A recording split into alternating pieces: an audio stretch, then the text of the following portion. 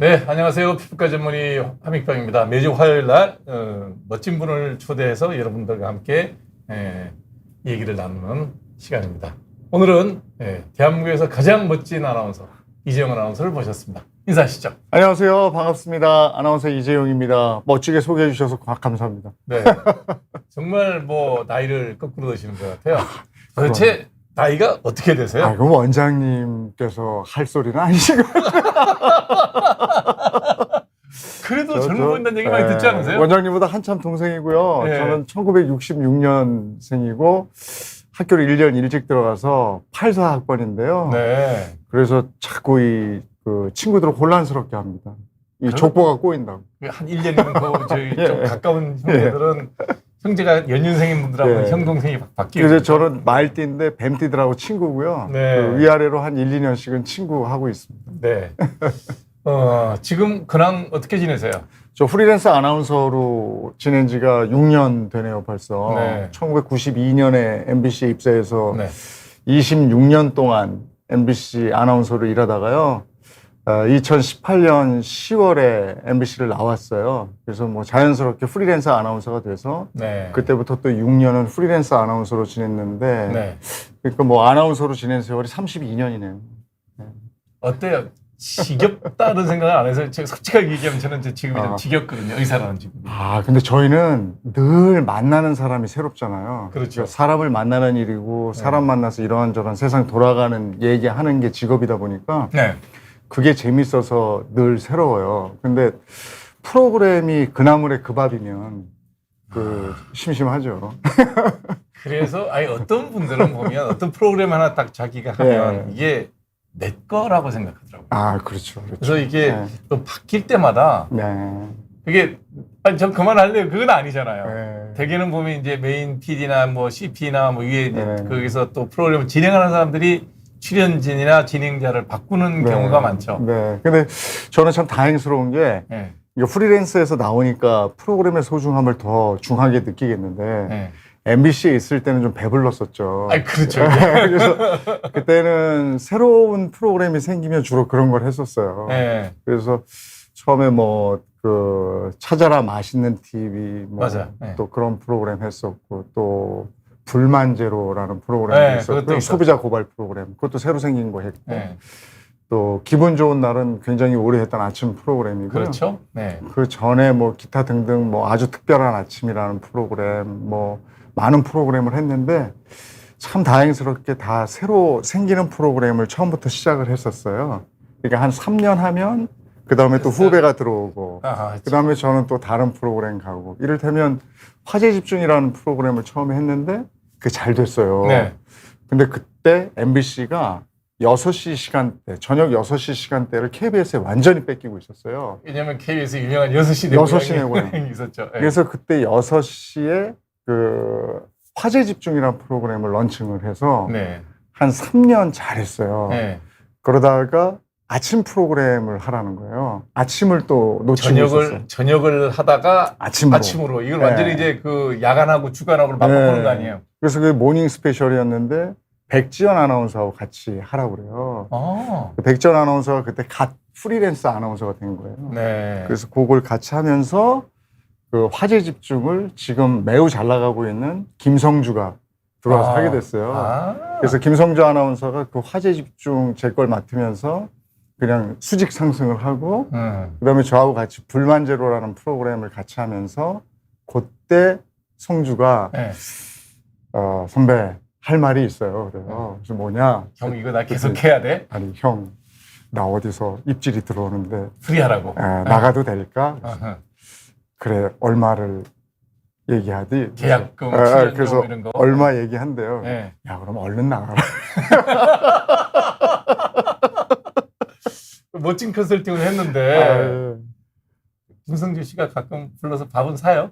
아 성주 너무 바빠가지고요. 밥 먹을 시간이 없어요? 가끔 보긴 봐요. 네. 커피 한 잔 해요. 그러면 그때 그 조언을 할 때 네. 아, 나는 시기가 좀 늦었다. 프리하는 시기가. 프리하려고 그러면 약간 40대 중반, 40대 초반 이때가 제일 맞지 않아요? 근데 그때가 저도 몇 번 기회가 있었는데 있었잖아요. 네. 그때 MBC하고 KBS, SBS는 생긴 지 얼마 안 됐을 때. 때예요. 네. 그러니까 방송이 네.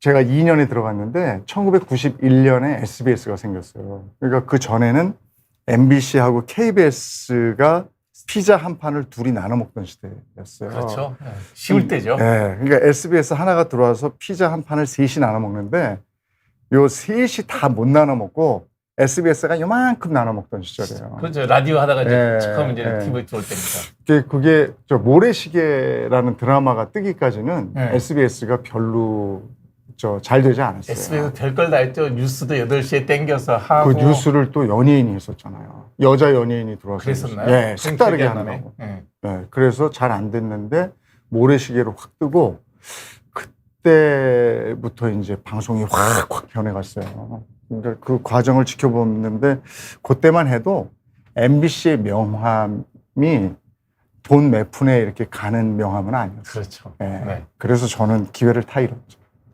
그게 MBC가 네, 같은 방송사라도 KBS보다 또 급여가 높았거든요. 예, 맞아요. 그 다음에 사회적 영향력이 그 당시만 하더라도 뉴스를 예, 좀 비판적인 시선을 가진 시청자들은 KBS 9시 뉴스를 잘 안 봤어요. 네. 너무 정부에 이제 치우친 방송을 예, 하니까. 예. 근데 MBC 뉴스는 그 독재 하에서 뭐 정부의 압력 사이에서도 어찌됐든 한마디라도 예. 이게 아픈 소리를 하려고 예, 그 기자가 그 진행하는 앵커가 예.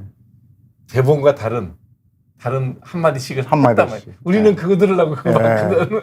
근데 그게 MBC가 저도 뭐 옛날 MBC는 자세히 모르겠지만 예전엔 그 MBC가 박문진이라는 게 있고 정수장학회가 또 지분이 있잖아요. 40%인가 있죠? 예, 근데 그 정수장학회가 박정희, 유경수의 한자씩을 따서 정수장학회예요. 그렇죠.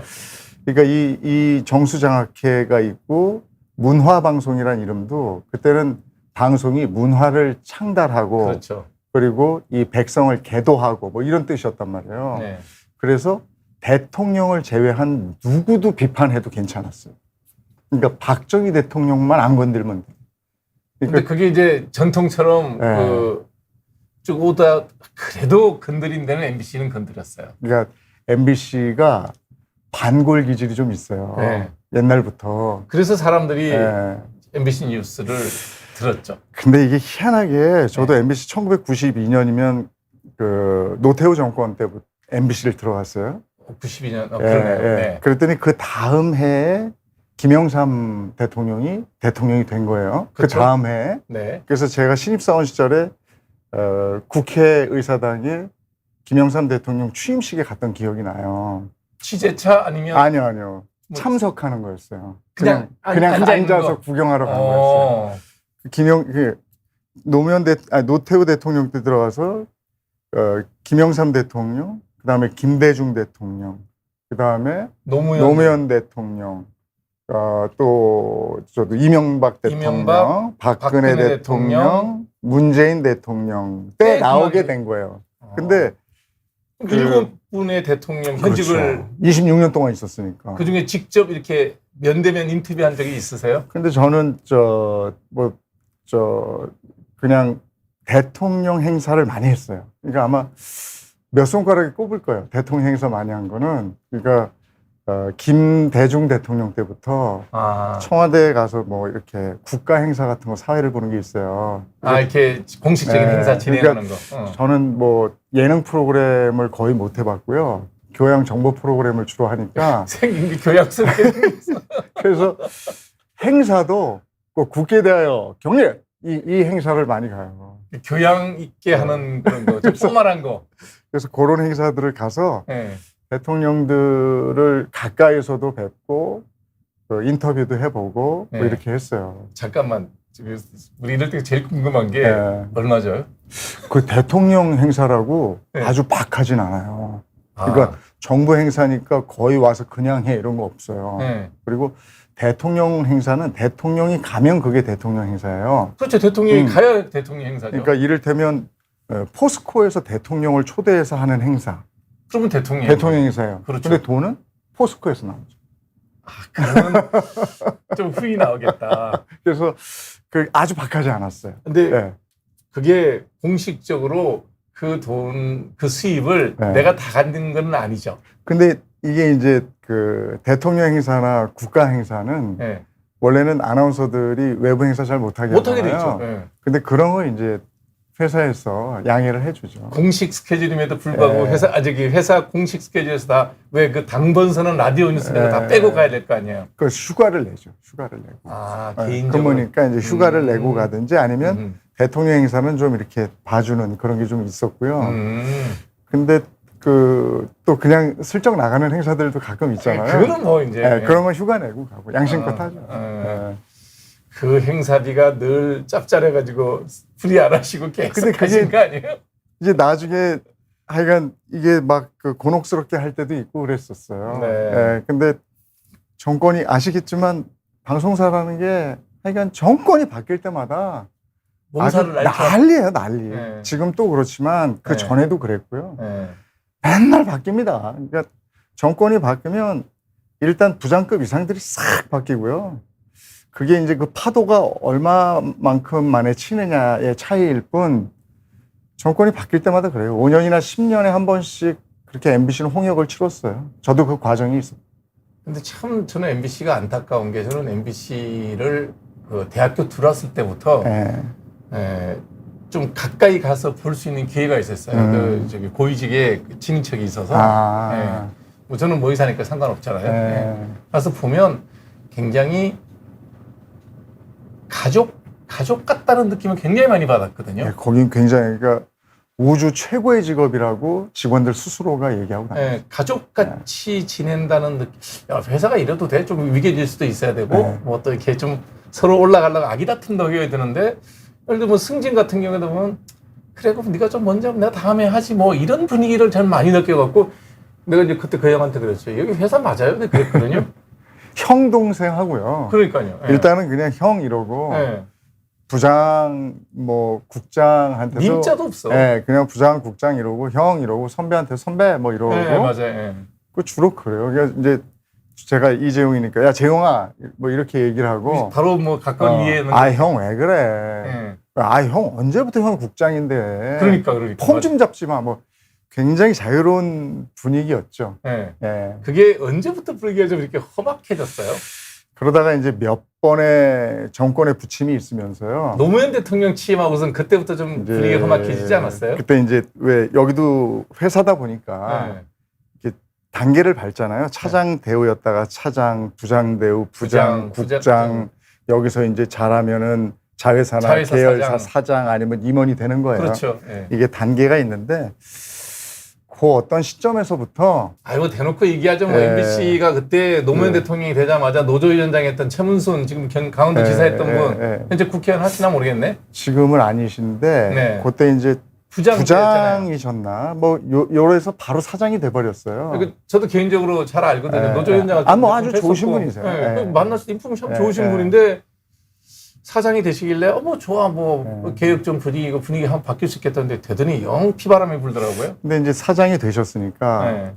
거기에 있던 그 중간에 그 분의 선배들이 있을 거 아니에요. 이게 그렇죠. 어정쩡해진 거죠. 네. 그러니까 그래서 싹 어디로 딴 데로 가신 거죠. 그러고 나서 기분은 안 좋았을 거 아니에요. 그러다가 이제 또 한번 그 김재철 사장으로 바뀌고 이러면서 그 정권 바뀌면서 또 이제 네, 김 그러면서 또 이제 그때 소위 얘기해서 물 먹고 있던 분들이 다시 중용이 되고 네. 그때 잘 나갔던 분들이 다시 물을 먹고 이러면서 복수 알복수가 계속 되는 거예요. 그러니까 매 5년마다 복수 열전이 벌어지는. 그러다가 이제 그 문재인 정권이 들어서면서 그때 적폐청산이라는 얘기를 한마디 던지자마자 그 하여간 부작금 이삭 다 적폐가 된 거고요. 그렇죠. 그래서 그때 대혼란이 있었고 저도 그 과정에서 나오게 된 거예요. 어떤 적폐를 쌓으셨어요? 저는 부국장이었으니까. 그러니까 자리에 그 연배 부국장이 빨리 간 것도 아니에요. 그 강등됐어요. 그러니까 제가 그때 부국장 뭐 제 동기들이 국장 뭐 있었잖아요. 네. 근데 저희가 승진을 조금 빨리 하긴 한 거예요. 네. 아니 누락이 안 됐었으니까. 제자리 찾아간 거죠. 근데 그냥. 저는 국장 승진에 한번 누락됐어요. 어. 예. 왜냐하면 뭐 하여간 그 일이 있었어요. 근데 그랬는데 그것도 빨리 됐다고 이제 다른 분들이 들어오면서 문정권 때 그 득세를 했던 분들이 다 강등을 시켰어요. 그래서 저는 지금도 MBC의 경력증을 띄면 부국장이 아니고 부장 이렇게 나와요. 최종 경력은 네. 강등된 걸로 강등된 걸로 나오니까. 그래서 아, 저는 제발 다시 이제 그게 되면 네. 예? 나는 딴 거 필요 없다. 그냥 나 그거 하나 좀. 부국장했던 거. 야, 그거 뗐을 때 경력증명서 땄을 때 네. 그냥 국장 나오게 좀 해줘라. 야, 그걸 강등을 시키냐. 김성주 아나운서는 참 좋은 시절에 MBC 있다가 좋은 때 그만둔 거죠, 그러니까. 그러니까 인생은 타이밍이더라고요. 네. 그러니까 성주는 그때 잘 나갔어요. 근데 나갔을 때 그때 욕 많이 먹었었어요. 왜냐면 MBC에서 한참 잘 간판 아나운서였단 말이에요. 그 이제 이재명 아나운서가 딱 3년 동안 좌판 깔아놓으면 장사 될만할 때 자리 차고 앉아가지고 뭐 그런 뜻은 아니지만 인사가 그렇게 배치가 잘해요, 됐으니까 워낙에. 잘하고 재밌게 했고 네.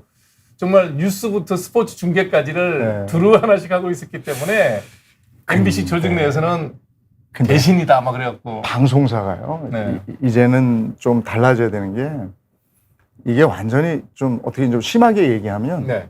그 임금 체계가 공산주의 체계예요. 그러니까 다 똑같아야 돼. 일 많이 한 사람이나 적게 한 사람이나 그러니까 호봉 승급에 의해서 다 똑같아야 돼. 네. 그러니까 일을 많이 하는 사람이나 일을 덜 하는 사람이나 다 똑같고 호봉이 높으면 그 사람이 월급이 더 많아요. 들어와서 그냥 라디오 뉴스 하나 하고 가는 사람이나 뭐 성주처럼 일을 많이 하는 사람이나 정말 뭐 안 하는 게 없죠. 네, 다 똑같든지 아니면 성주는 더 연차가 낮으니까 월급이 더 적죠. 자꾸, 예. 그러니까 PD들마다 다 불러가고. 예, 자유시장 경제 논리에서 너무 안 맞아요. 근데 많이 받았던데 프로그램당 3만 원 더 받았던데 저 때는 6,000원이었어요. 6천 원이었어요. 근데 그럼에도 불구하고 할라 그랬죠. 제가 MBC에 있을 때는 그래도 그 명함이 네. 그 정도를 상쇄하는 파워가 있었어요. 아 충분히 있었죠. 예, 예. 그래서 나갈 수 없었어요. 그러니까 이게 현실의 변화를 능동적으로 취하지 못하고 그냥 성실히 일한 대가가 강등이었네요. 맞아요. 네. 그게 그거더라고요. 그러니까 제가 인터뷰를 많이 해보니까 네. 우리 함원장님처럼 성공하신 분 또 어떻게 잘못해서 성공하지 못하신 분들의 인터뷰를 해보면 성공의 비결이 뭡니까? 라고 물어보면 내가 그때 그거 했잖아 이래요. 근데 뭔가를 하죠. 네, 예. 근데 또 남들이 안 하는 뭔가를 하죠. 실패한 분한테 물어봐요. 네. 왜 실패하셨습니까? 내가 하필이면 그때 그걸 해서 실패했다고 그래.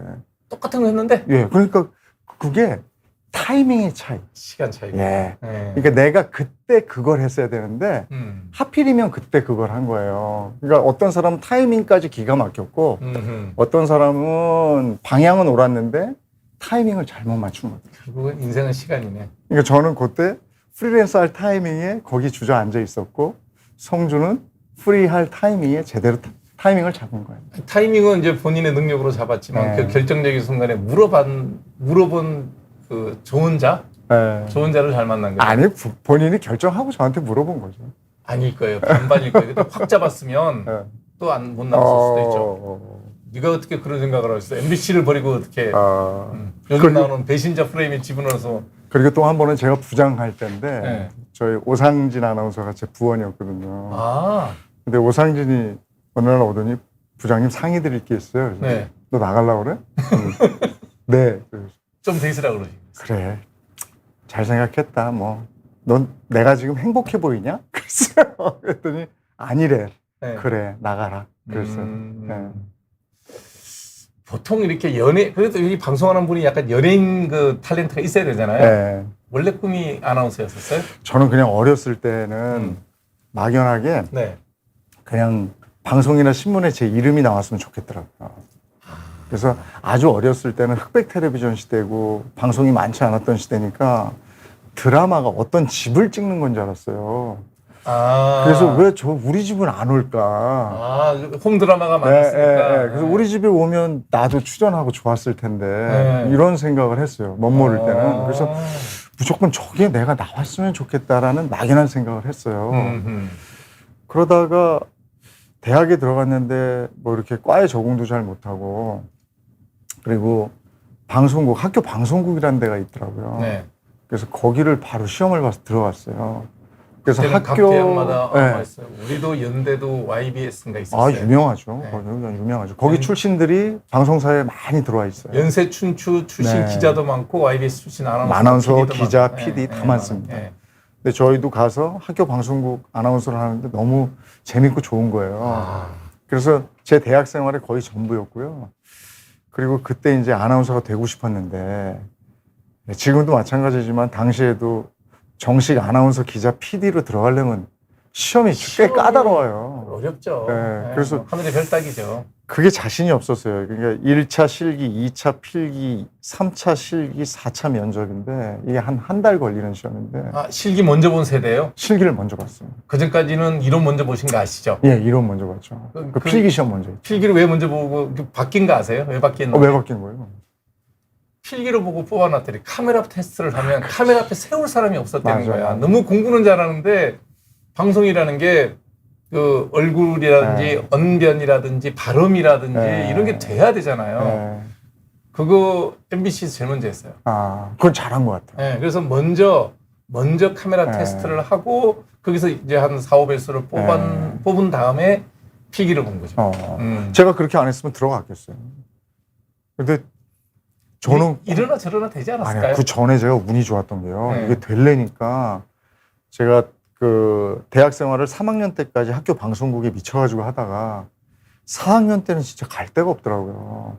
그래서 4학년 때 그냥 놀았어요. 그냥 아나운서가 되고 싶은데 하면서 그냥 노는 거 있죠. 시험 공부도 안 하고? 룸펜처럼 책이나 읽고 아. 개똥철학이나 하고 그러다가 군대를 가야 되는데 그냥 병사로 가긴 그렇고 장교로 가자. 그래서 학사장교 시험을 학사장교 봐서 시험 보면 되죠. 육군 학사장교로 갔어요. 그럼 상군상하는 훈련하셨겠네요? 예, 거기 영천에서요. 거기서 얼마 들에 16주 하나요?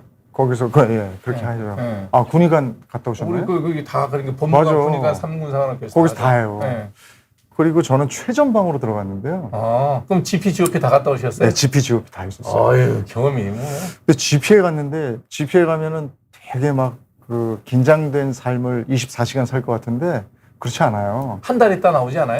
아니요, 저는 석 달 있었는데 아, 소대장은 또 석 달 있어야 돼요? 네, 저는 또 아니 전초부대가 들어가면 석 달씩 있어요. 아니, 근데 30일 주기 석 달로 바꾸는 거예요? 네, 석 달에 한 번씩 바꿔요. 근데 와. 저는 한 달을 더 있었어요. 왜냐하면 관측장교였는데 포병? 네, 포병 관측장교로 들어갔는데 아. 거기서 전방 브리핑이 주 업무예요. 아, 이게 높은 분들 오시면. 네. 근데 군단장이 오신다고 브리핑. 브리핑을 좀 할 줄 안다고 거기다 남겨놓고 내려왔어요. 석 달 만에 빼버리면 다른 사람들도 브리핑 잘 못하니까. 그래서 제가 한 달 더 있으면서 군단장 모시고 브리핑을 하고 네. 그리고 내려왔는데 거기 있는 정말 사람이요. 그 머리가 깨일 때가 있어요. 제가 진짜 그 전까지는 그냥 방송사에 들어가야지 하면서 깨작깨작 정도밖에 안 했는데 거기서 제 방이 있고 제 시간이 있으니까요. 그렇죠. 공부가 되더라고요. 그래서 거기서 국어, 영어, 상식, 작문 시험인데 야, 그 공부를 하는데 진짜 야, 공부라는 게 이렇게 재밌었었나? 나 고3 때 이렇게 했으면 내 진짜 스카이 갔겠는데? 이런 생각을 하면서 이 방송사 공부를 했어요. 아, 국방부가 사람 하나 살렸네. 아니, 그때 진짜 막 이렇게 막 들어오는 거예요, 네. 여기에. 그래서 그 상식 공부도 제가 MBC에 들어가고 싶었으니까 MBC 뉴스데스크 엄기영 앵커 거를 보면서 네. 메모해 가면서 그리고 하루 늦게 신문이 들어와요. 그렇겠네요. 예. 그 신문을 꼼꼼히 체크해 가면서 상식 공부하고요. 국어는 그냥 고3 때 국어 책하고 중학교 교과서 국어 책하고 좀 어머니한테 보내달라고 그래서 사실 그거 다죠. 네, 뭐. 예. 그래서 그거 다시 보고 네. 그러면서 이제 상식 공부하고요. 영어는 갑자기 하려니까 안 되더라고요. 나도 학원 좀 다녀야지 그럼. 야, 영어는 제발 아주 쉽게 나오든가 아주 어렵게 나와. 아주 어렵게 나오든가 변별력 없게. 아주 어렵게 나왔어요. 영어 시험. 너무 좋았겠다. 그래가지고 너 다 모르는 거야 이제. 영문과 나온 친구나 저나 비슷비슷해. 그러니까 운이 따랐어요. 입시라든지 입사 시험은 운이 좀 따라야 돼. 그러니까 간절하게 원하면 예. 이게 되더라고요. 그래서 1차 실기는 거의 내가 되겠어 이러고 포기하다시피 했으니까 그냥 떨지도 않고 됐고요. 반대지. 다른 건 몰라도 1차는 되지. 그러니까 2차 필기 시험은 예. 국어, 영어, 상식, 작문이었는데 국사 안 봤어요 그때? 국사 안 봤어요. 아, 그러니까 상식에 다 포함돼 국사가 있어요. 들어가 있구나. 예. 예. 근데 1교시에 국어인데 되게 어려워요.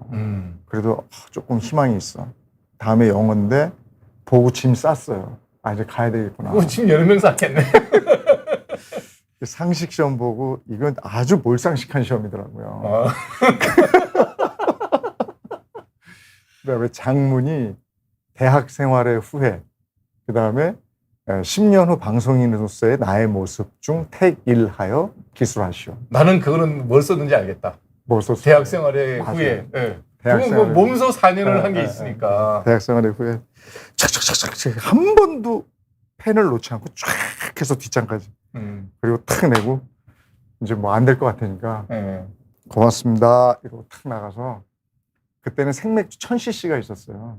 2000cc도 있었어요. 이만한 거. 예. 1000cc 한 잔 쫙 마시고 혼자서? 홀가분하게 이제 터덜터덜 어. 집으로 갔어요. 네. 근데 2차가 된 거예요. 됐대? 예. 이야. 그래서 3차의 실기를 보러 가고 그때부터 너무 되고 싶었지. 3차 시기는 이제 정확하게 하는 거죠. 3차 실기는 국장급들이 쫙 와서요. 앉아서, 예. 이제 질문도 해가면서 예. 뭘 해요. 읽어봐라 그러고. 읽어보라 그러고 이를테면 이런 질문을 해요. 다음 대통령이 누가 될 것 같아? 이런 걸 물어봐요. 아. 그럼 뭐라고 답해? 저 모르겠습니다 하면 탈락이죠. 그거는 아니지. 뭔가를 얘기를 해야지. 뭔가를 얘기해야 돼요. 잘 해야지. 네.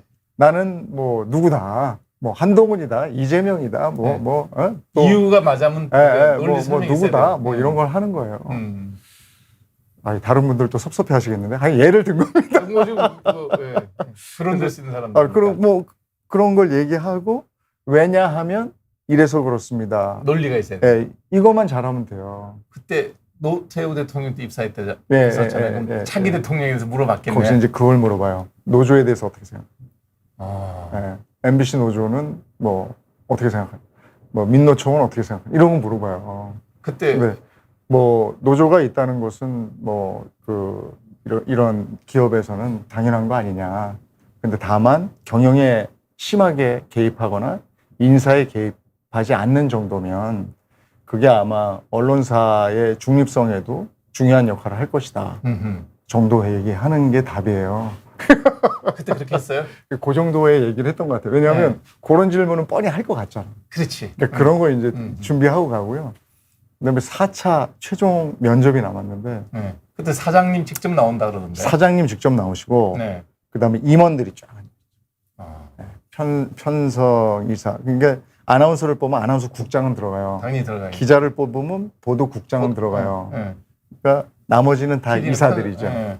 PD는 이제 예능국장이 예능국장, 들어가는 거고, 편집국장 들어가겠죠. 네. 담당 국장들은 들어가지만 나머지는 다 임원들이에요. 아, 그래서 이분들이 질문하는데 저는 그때 이젠 너무 되고 싶잖아. 그렇지. 이제 다 왔어요. 이제 네, 다 턱밑에까지. 왔는데. 몇 명 붙이고 몇 명 떨어져요. 그때 최종으로. 3배수예요.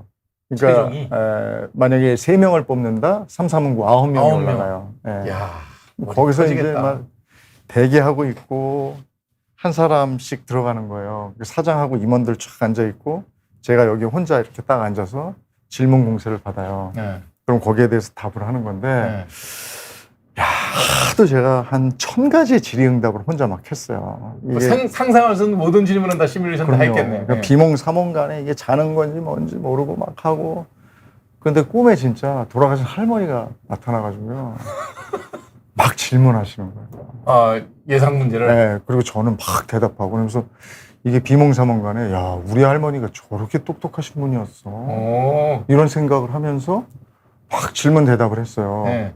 그리고 이게 잠을 잔 건지 안 잔 건지 하여간 깼어요. 아, 이제 최종 면접 전날이구나. 그게. 전날이에요. 네. 그 아침에 이제 세수하고 그러고 갔어요. 네. 근데 누가 그러더라고요. 그러니까 이거 보시는 분들도 내가 어느 회사를 들어가야 되겠잖아요. 그럼 조금 일찍 가세요. 그래가지고 그 정문을 발로 한번 빵 차고 그리고 들어가는 거예요. MBC 여의도 MBC. 여의도 MBC. 유리문인데. 아니 그 앞에 철문 있잖아요. 여의도 옆에 MBC. 이렇게 돼 있잖아요. 네. 그러니까 거기 아. 벽돌이 있고 여기 이렇게 경비실이 있잖아요. 네, 네. 그럼 그 경비실 옆에 벽돌이라도 꽝 차고 자신 있게 에이씨 아니면 말고 이렇게 아니 말고 나는 된다. 네. 이러고 들어가야 돼요. 그건 또 족보예요? 그래서 이게 모든 시험이나 방송도 마찬가지고 뭔가 발표할 때도 마찬가지고 네. 제일 중요한 건 깡다고 해요. 그러니까 그 깡다고. 그러니까 여기서 이제 말 조금만 세면 어디 강단에 올라가서 대중연설을 할 때 아니면 어디 가서 강연을 할 때 네. 처음에 다 떨리잖아요. 당연히 떨리죠. 그러면 전날 그 자리에 가보는 거야. 아니면 내가 뭐 오늘 10시에 강연이 있어. 그러면 아침에 8시에 아무도 없을 때 거기에 미리 가야죠. 그래서 거기서 똑같이 한번 해보는 거예요. 동서 똑같이. 1시간짜리면 1시간 똑같이 미리 해보는 거예요. 아니면 그 전날 가서 그걸 똑같은 경험을 해봐야죠. 아니, 그러니까 제 생각이 갑자기 나는 게 제가 이제 33살에 전문의 따고 난 다음에 네. KBS에 무엇이든 물어보세요. 처음 방송을 하는데 네. 그게 한 8시인가 9시에 했거든요. 생방송할 때인데 왕정군 아나운서하고 이금희 아나운서가 네. 이제 진행을 할 때예요. 근데 5시인가 5시 반에 오래는 거예요. 갔더니 이금희 아나운서하고 왕정군 아나운서가 기다리고 있어요. 그래서 가서 일단 반갑습니다 인사하고 그 앞에 그 커피숍 거기 사례 있잖아요. 그래서 커피하고 토스트 시켜주면서 못 드셨죠? 이러면서 먹으면서 두 분이서 이렇게 질문을 하더라고요. 그래서 이제 질문하고 답하고 물어보는 거니까 뭐 또 이제 그러니까 이게 미리 좀 물어보는구나 말을 좀 맞추는구나 이 생각하면서 열심히 설명했더니 그 다음에 왕정군 아나운서가 그걸 가져가요. 내 대본을 가져가니 필요 없대. 지금 한국 그대로 하면 된다. 근데 워낙에 또 잘하시니까. 아니요, 저도 얼마나 벌벌 떨었겠어요. 그게 나이 33세 카메라 앞에 내가 저 카메라 앞에 설 거라고 꿈에도 생각 안 해봤잖아요. 우리 같은 사람들은. 근데 이제 카메라 쓸 기회가 주어졌고 섰을 때 얼마나 떨렸겠어요. 그러니까 왜 그 정치인들 대선하기 전에 TV 토론하고 이러면 그 똑같이 만들어 놓잖아요. 스튜디오 환경하고 똑같은 스튜디오를 만들어서 예행 연습을 해요. 예, 거기에 가서 그걸 진행하는 진행자 역할, 그 다음에 반대론자의 역할 하는 사람 정해서 그 토론 연습을 하죠. 똑같은 상황을 만들어요. 하고 질문하고 예행 연습하고 답하는 게 그 수준이에요? 그래, 근데 이제 의외의 질문들을 하니까. 그래도 그렇지 너무 못하던데. 그래서 저는 TV 토론 보다가 끝까지 본 적이 거의 없어요. 너무 수준이 낮아가지고. 그러니까 그게 방송사에 그 정치인이나 누구든지 생소한 곳에 들어가면 일단 주눅이 들어요. 그러니까 100분 토론 같은 거 할 때도 보면 분장실에서 생소한 분위기잖아요. 그렇죠. 뭐 분장하고. 그러면 뭐 장관이고 뭐 삼선 의원이고 좀 떨죠. 그러면 그때 진행자가 딱 들어가서 안녕하세요. 딱 하고 이거 생방입니다. 이거 이대로 안 해요. 이러면 확 긴장해요. 그러면 진행자 페이스대로 가져갈 수 있어요. 일단 기를 한번 죽여놔야 돼. 기가 센 사람들. 근데 보니까 진행자들도 약간 별로야. 너무 이렇게 권력자 앞에서 이렇게 좀 진행할 때 눈치 보고 하는 것 같아요. 그 몇몇 그렇지 않은 진행자들이 있는데요. 그러니까 그 다는 아니겠지만 방송 진행을 잘하시는 분들은 적당히 못 돼야 되고요. 적당히 자기만 알아야 돼요. 저는 반대로 생각해요. 진행을 잘하시는 분은 어떤 분이냐? 상대가 편해서 속 얘기를 술술술 하게 만드는 사람. 그거는 이제 그 휴먼 토크쇼. 그러니까요. 그건 일반적인 이건 굉장히 중요해요. 그 휴먼 토크쇼는 이 토크를 진행하는 자가 편해야 돼요. 그리고 인상도 괜찮아야 되고 이런 거는 휴먼 토크쇼가 가능해요. 근데 정치인들하고 진실을 이끌어내야 되는 토크, 정치 토크. 뭐 몇선들 장관들 나와서 다른 소리 하는 경우가 상당히 많아요. 그렇죠. 그럼 바로 잡고 청취자가 알만한 얘기를 들려줘야 되거든요. 그렇죠. 근데 거기에 자기 과시욕이 없잖아요. 그러니까 진행자가 자기를 돋보이려고 하는 그게 없잖아요. 그냥 수더분한 휴먼 토크 하는 진행자면 그게 안 돼요. 왜냐하면 착하거든. 근데 적당히 도끼가 있고 못된 진행자는 그 토크가 가능합니다. 그래서 일부러 그런 분들하고 있을 때는 한번 기를 확 죽여놓고 가요. 그래서 몇 명이 이렇게 앉아 있잖아요. 그 중에 한 명을 본보기로 조져요. 그러니까 또 아나운서가 조져요. 그러니까 좀 이렇게 곤란한 질문으로 이렇게 좀 이렇게 그렇죠. 몰아붙이는 거죠. 자기 얘기만 하거나 뭐 이러면 곤란한 질문을 확 던져요. 그래서 어버버 저버버 하게 만들고 다른 사람들이 저 사람이 또 막 질문할라. 이래서 긴장하게. 이 진행자의 페이스대로 몰고 가지 않으면 이 토크 자체가 중구난방이 돼요. 그럴 수 있겠네. 근데 휴먼 토크에서 만약에 이 사람 기를 죽여놓으면요. 아무 소리를 못해요. 그러니까 그래서 편하게 해주는 네. 진행자를 보고 있으면 우리 보는 사람들도 저 사람 참 말을 잘 유도한다. 이럴 때는 생각하죠. 진행자도 실수도 좀 하고 이렇게 같이 가는 거고요.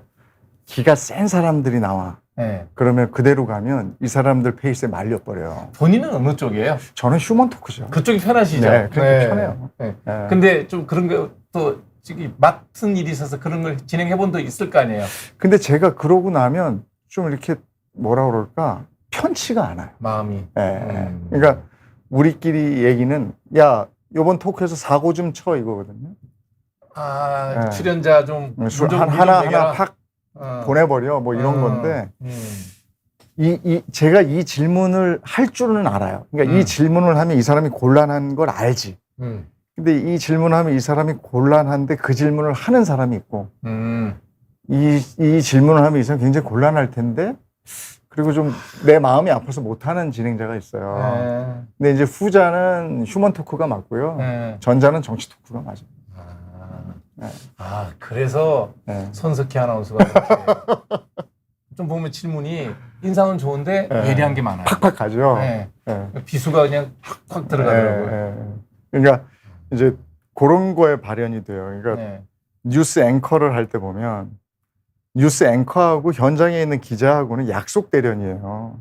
그러니까 이렇게 들어오면 이렇게 맞고 이렇게 치는 거야 하고 미리 합을 맞춰보죠. 기자가 그렇죠.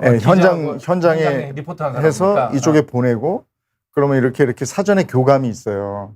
요 정도 하기로 한 거야. 질문하고 답하고. 근데 물론 이제 궁금한 게 있겠지. 근데 준비되지 않은 질문을 거기서 확 해버리잖아요. 앵커가? 난 멋있어요. 쟤는 바보 돼요. 그러니까 내가 준비가 안 기자가 준비가 안 돼 있지만 자기 속으로 내공이 있어 준비가 됐으면 거꾸로 앵커 물먹일 수도 있겠네요. 불먹일 수도 있죠. 근데 대부분 현장 기자들이 사회부 기자들이 경륜이 낮아요. 그리고 그거 긴장하고 막 이러고 있다가 무슨 기자 그러면 무슨 이렇게 하잖아요.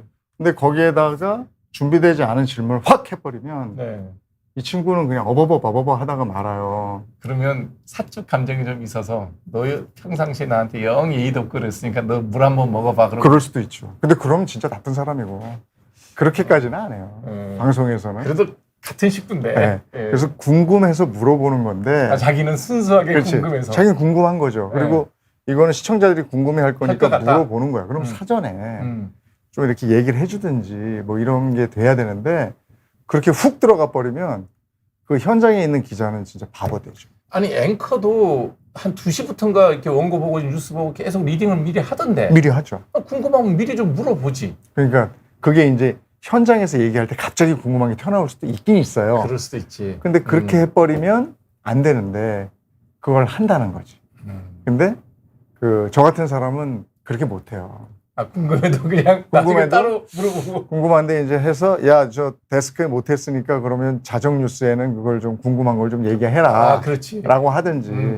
내가 훅 들어가면 너 당황할까 봐 안 했다. 뭐 이렇게 얘기를 해주든지 하는 거죠.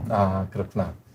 근데 사람이 되게 보면 우리가 이렇게 첫사랑 기억하잖아요. 첫 경험은 다 누구나 기억하는데 입사 어려운 정말 4번의 그 관문을 통과해서 되고 난 다음에 맡았던 첫 방송은 뭐예요? 저는 이 의학 프로그램하고 인연이 많아가지고요.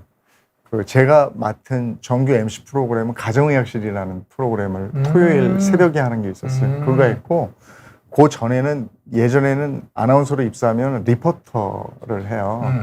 그러면 현장에 나가서 리포팅하는 건데 지금 제가 주로 하고 있는 아침 방송이 그때는 한성교 당시 아나운서가 MBC에서 아침의 창이라는 프로그램을 김현주 씨는 아나운서는 아니고 전문 MC였는데 저기 임백천 씨 부인. 그래서 그분하고 진행을 하고 있었는데 그때 리포터로 출연을 한 게 제 첫 방송이었고요. 그거는 이제 첫 방송이고 그러니까 메디컬 프로가 첫 메디컬 프로그램이 제 MC 첫 프로그램이었어요. 그렇구나. 그래서 그 프로그램 진짜 재밌게 진행했어요. 첫 출연자도 기억나세요?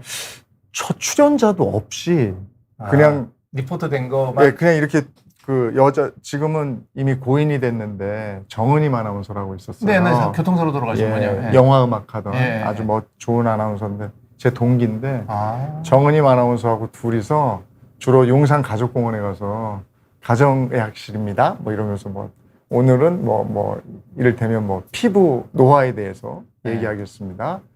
현장 연결할게요. 이러면서 그럼 이제 미리 사전 미리 녹화된 찍어놓은 거라고. 그런 거 했었어요. 네. 그걸 시작으로 해서 지금까지 수많은 사람들을 만났잖아요. 네.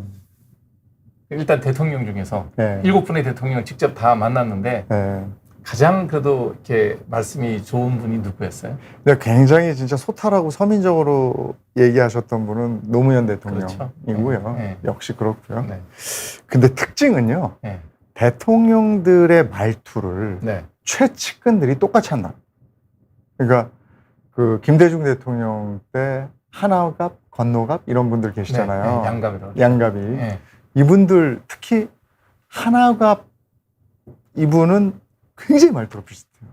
리틀 DJ라고 그랬으니까. 네. 이렇단 말이에요. 그래서 말하는 게 되게 비슷했어요. 그리고 그 MB 때는 우리 김재철 사장 MBC 계셨는데 친하셨던 것 같아요. 근데 이분 말투가 MB의 말투하고 되게 비슷해요.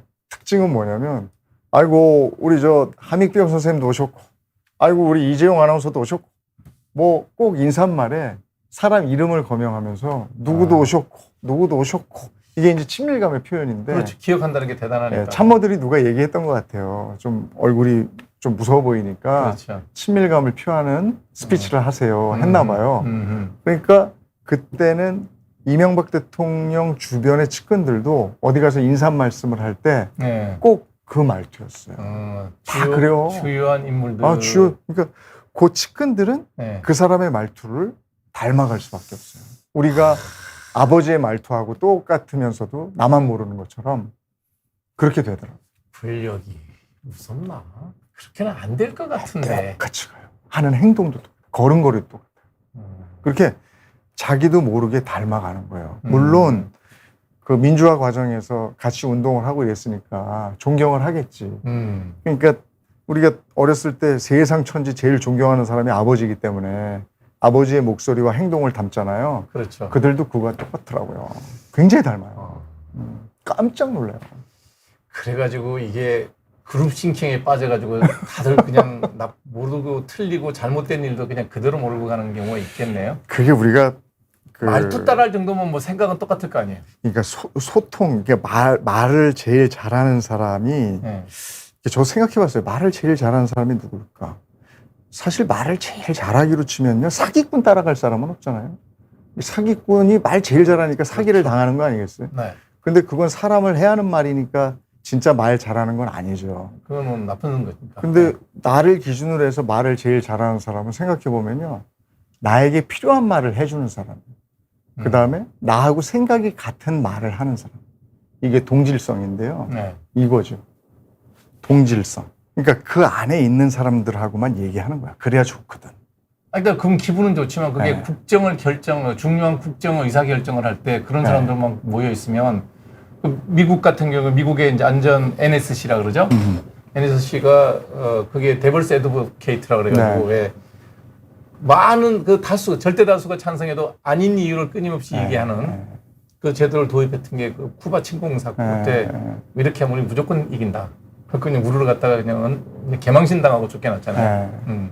그 이후로는 미국은 그 대통령 백악관 회의에서는 반드시 마지막 순간까지 반대한 거 누가 그냥 지명한대요. 이번 회의는 이재용 씨가 끝까지 반대를 파격을 해라. 그러면 너무 좋지. 그래서 통과가 되더라도 끝까지 반대하는 이유만 찾아오는 거죠. 근데 우리는 또 이제 소통의 몇 가지 절대 금기 사항이 저희거든요. 선입견과 편견. 근데 항상 우리가 보면 우리나라 사람만 그러는지 외국도 마찬가지로 그렇겠죠. 근데 사람과 사람과의 관계, 그러니까 말이 소통이 되고 소통이 관계를 형성하고 유지하고 발전시키는데 형성까지는 되게 쉬워요. 네. 근데 이렇게 관계가 형성이 됐는데 어느 한 사람이 먼저 연락하지 않으면 형성해서 그냥 단절, 끝나요. 네. 근데 관계를 형성하고 유지하려면 한 사람의 노력이 필요하죠. 적어도 한쪽을 해야 되니까. 네. 그리고 발전까지 가려면 두 사람 다 같이 해야 되고. 풍짝이 맞아야 돼요. 네. 그럼 이게 관계가 확대, 증폭, 재생산이 되는데 여기서 이 사람하고 나하고 뜻이 안 맞잖아요. 그럼 이 사람 빼버리죠. 그러니까 이게 이제 선입견과 편견인데 이를테면 그거예요. 그냥 간단하게 내가 사람을 딱 봤는데 입이 이렇게 된 사람은 이게 속마음도 좁을 거야. 네. 이마가 좁은 사람은 생각 자체가 좁을 거야. 그렇죠. 뚱뚱한 사람은 게을를 거야. 네. 삐쩍 마른 사람은 신경질적일 거야. 그렇죠. 뭐 이런 것들이 있어요. 일정 부분 맞지 않나요? 근데 그래서 그게 이제 우리가 생각하는. 근데 이 사람하고 최소한 다음번에 만날까 하는 생각이 들 정도가 되려면 한 3분 정도의 교감은 있어야 되거든요. 아하. 그러니까 첫인상, 우리가 딱, 딱 보고 불호. 네. 그러니까 호감이 가는데, 아우, 쟤는 아닌데? 이거는 그냥 딱 보면 앱니다. 보는 순간 1초, 보는 2초 순간 만에 1초, 나오죠. 2초에 끝나요. 네. 근데, 면접 스피치. 아. 이거는 3분은 걸려야 되거든요. 아. 그러니까 그래서 면접을 보는 거예요. 야, 쟤가 긴가민가 한데 한번 얘기를 시켜봐야 될 거 아니에요.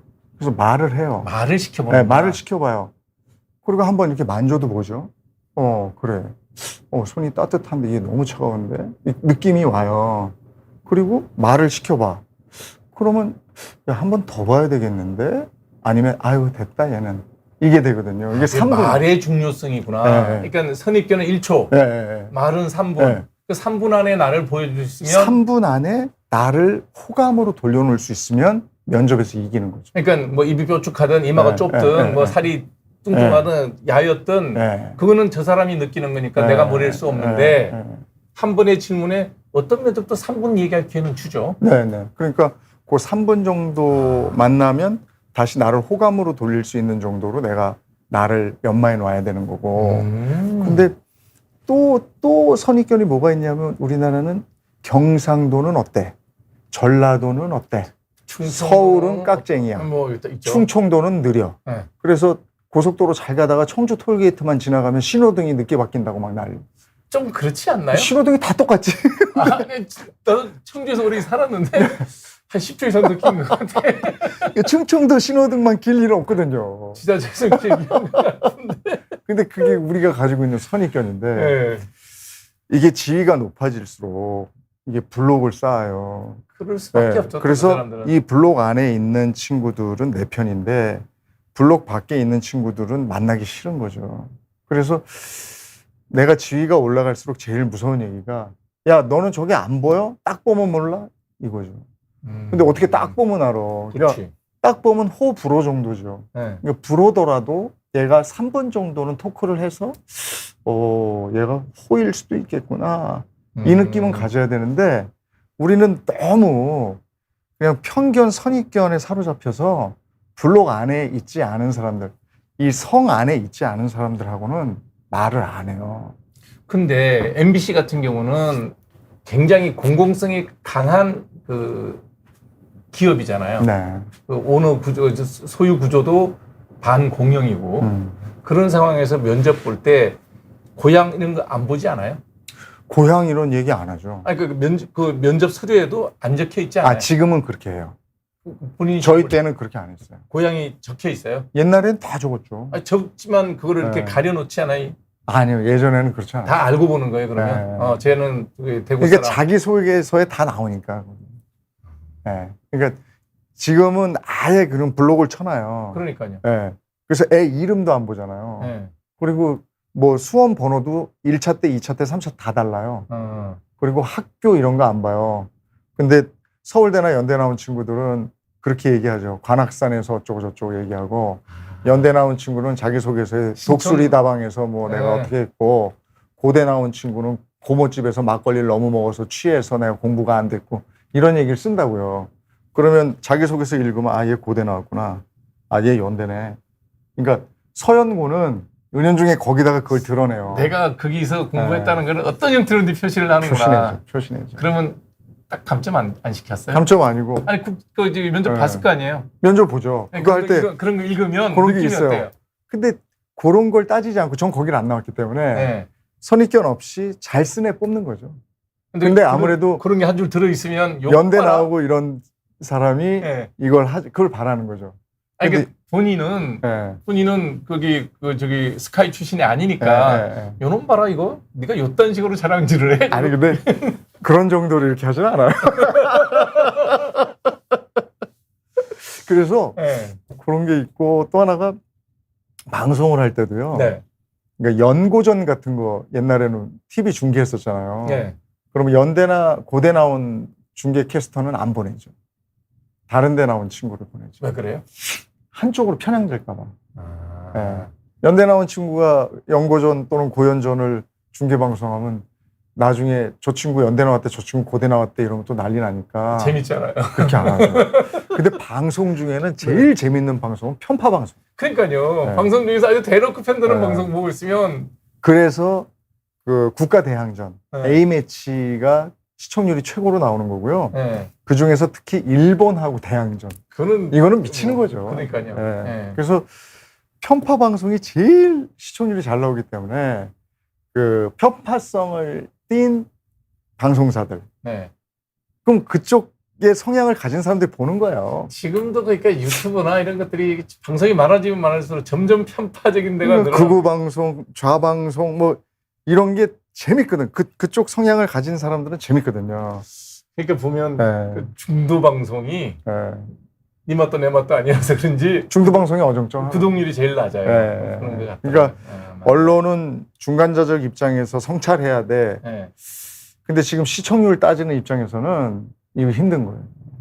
그래서 어느 쪽으로 확실하게 뭐 노선 딱 정한 방송사에 그쪽 사람들이 몰리잖아요. 네. 그건 뭐 어쩔 수 없는 것 같아요. 앞으로 그러면 이런 방송이나 매체, 흔히 말하는 네. 미디어가 점점 더 우리 사회를 이게 양극단으로 원심력, 사회의 수 있어요. 구심력으로 작용하지 않고 네. 원심력으로 작용할 가능성이 네. 훨씬 높다고 봐야 되겠네요. 그러니까 그걸 보는 사람들이 예전에 우리도 신문, 지금은 거의 신문 안 보시지만 우리 언론사 준비할 때 조중동만 보지 않고 경향 한겨레도 봤잖아요. 같이 봤죠. 예. 근데 지금도 우파 방송을 보시면 또 좌파 방송에서 뭐라고 하는지도 보고 같은 사안에 대해서. 예, 같은 사안에 대해서. 그래서 제일 좋은 거는 내가 상식이나 뭐 그 정치에 관심이 있는 분들도 일단 기본적으로 내가 재밌어 하는 뉴스를 하나 보면서 그 헤드라인이라도 이렇게 좀 써가지고 그 옆에다가 내 생각을 쓰는 건 중요한 것 같아요. 예. 그러니까 내가 어떤 사안이 이렇게 나왔잖아요. 지금도 뭐 문자 가지고 뭐 어떻게 어쩌고 뭐 있다. 그러면 나 같으면 이때 이렇게 했을 것이다. 이걸 왜 이렇게 했을까? 라든지. 그래서 그 사안에 대해서 내 얘기를 할 수 있는 연습이거든요, 그게. 근데 그게 이제 언론사 시험 볼 때는 그게 필요하거든요. 아니, 지금 이게 가만 보니까 네. 저기 그 방송사 입사 시험 그 저기 준비하는 근데 그게 되겠네요. 이게 방송사 입사 시험뿐이 아니고요. 언론사 준비하고 국정원 준비하고 비슷하고요. 네. 그다음에 뭐 삼성이나 대기업 시험도 이렇지 않겠어요? 그렇겠죠? 제가 봐보진 않았지만 네.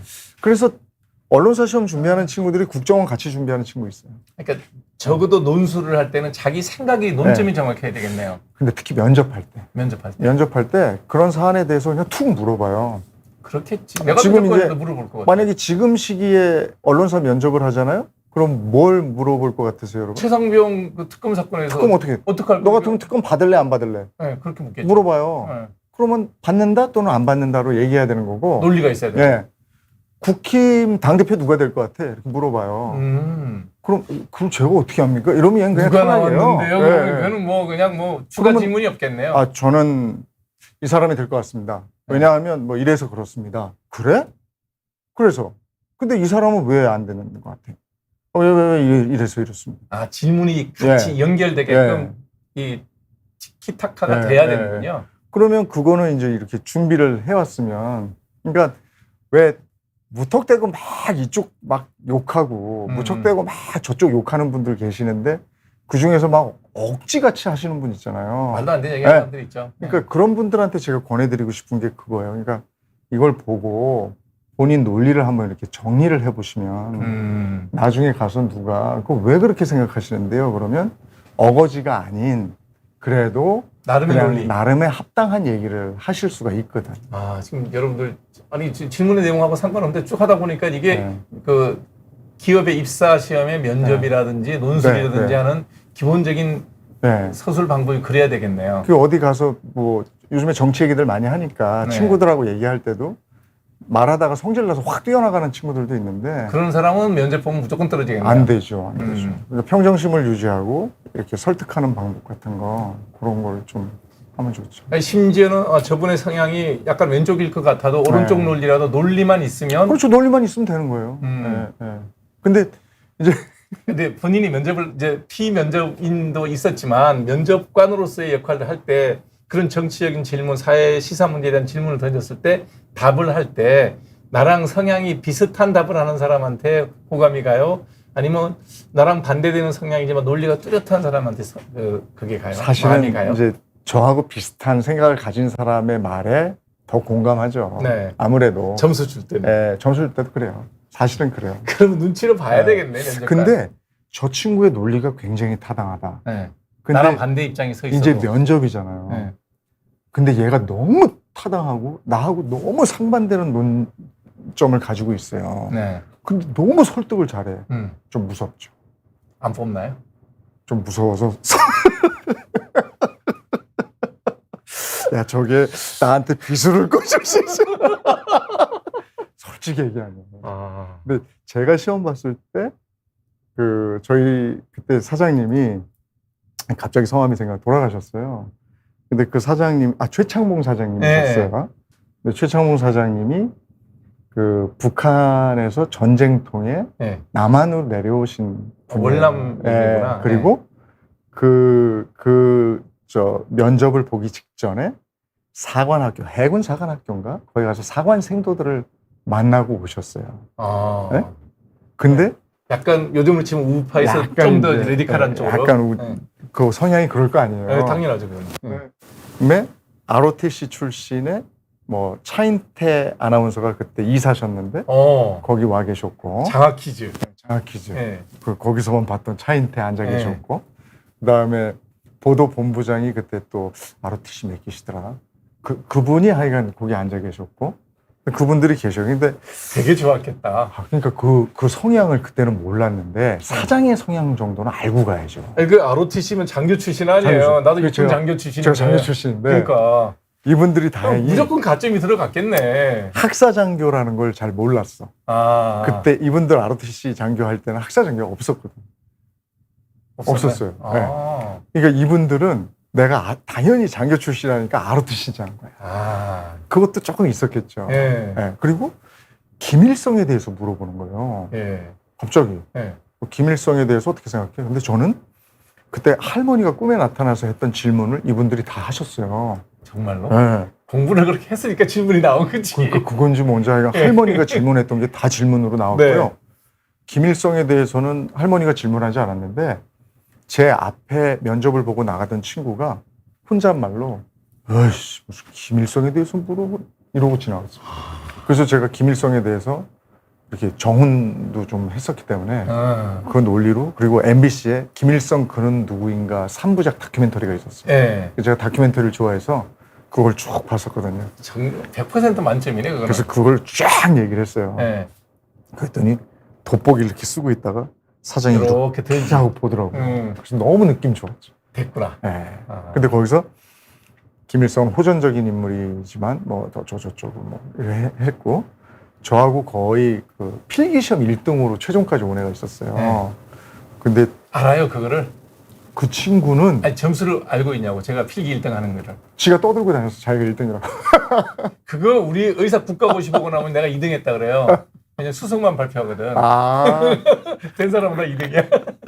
근데 그 친구는 거기서 김일성에 대한 얘기를 그 영웅처럼 얘기한 거예요. 김일성. 떨어졌다. 떨어졌어. 근데 뭐 그것 때문에만 떨어졌지는 않겠지만 네. 거기가 무슨 적성 시험이라고 막 똑같은 문제 몇 개씩 나오고 뭐 이런 정신없게 하는 것도 예. 있고 그래요. 예. 그리고 일부러 화나게 하는 질문도 막 하고 그래요. 아하.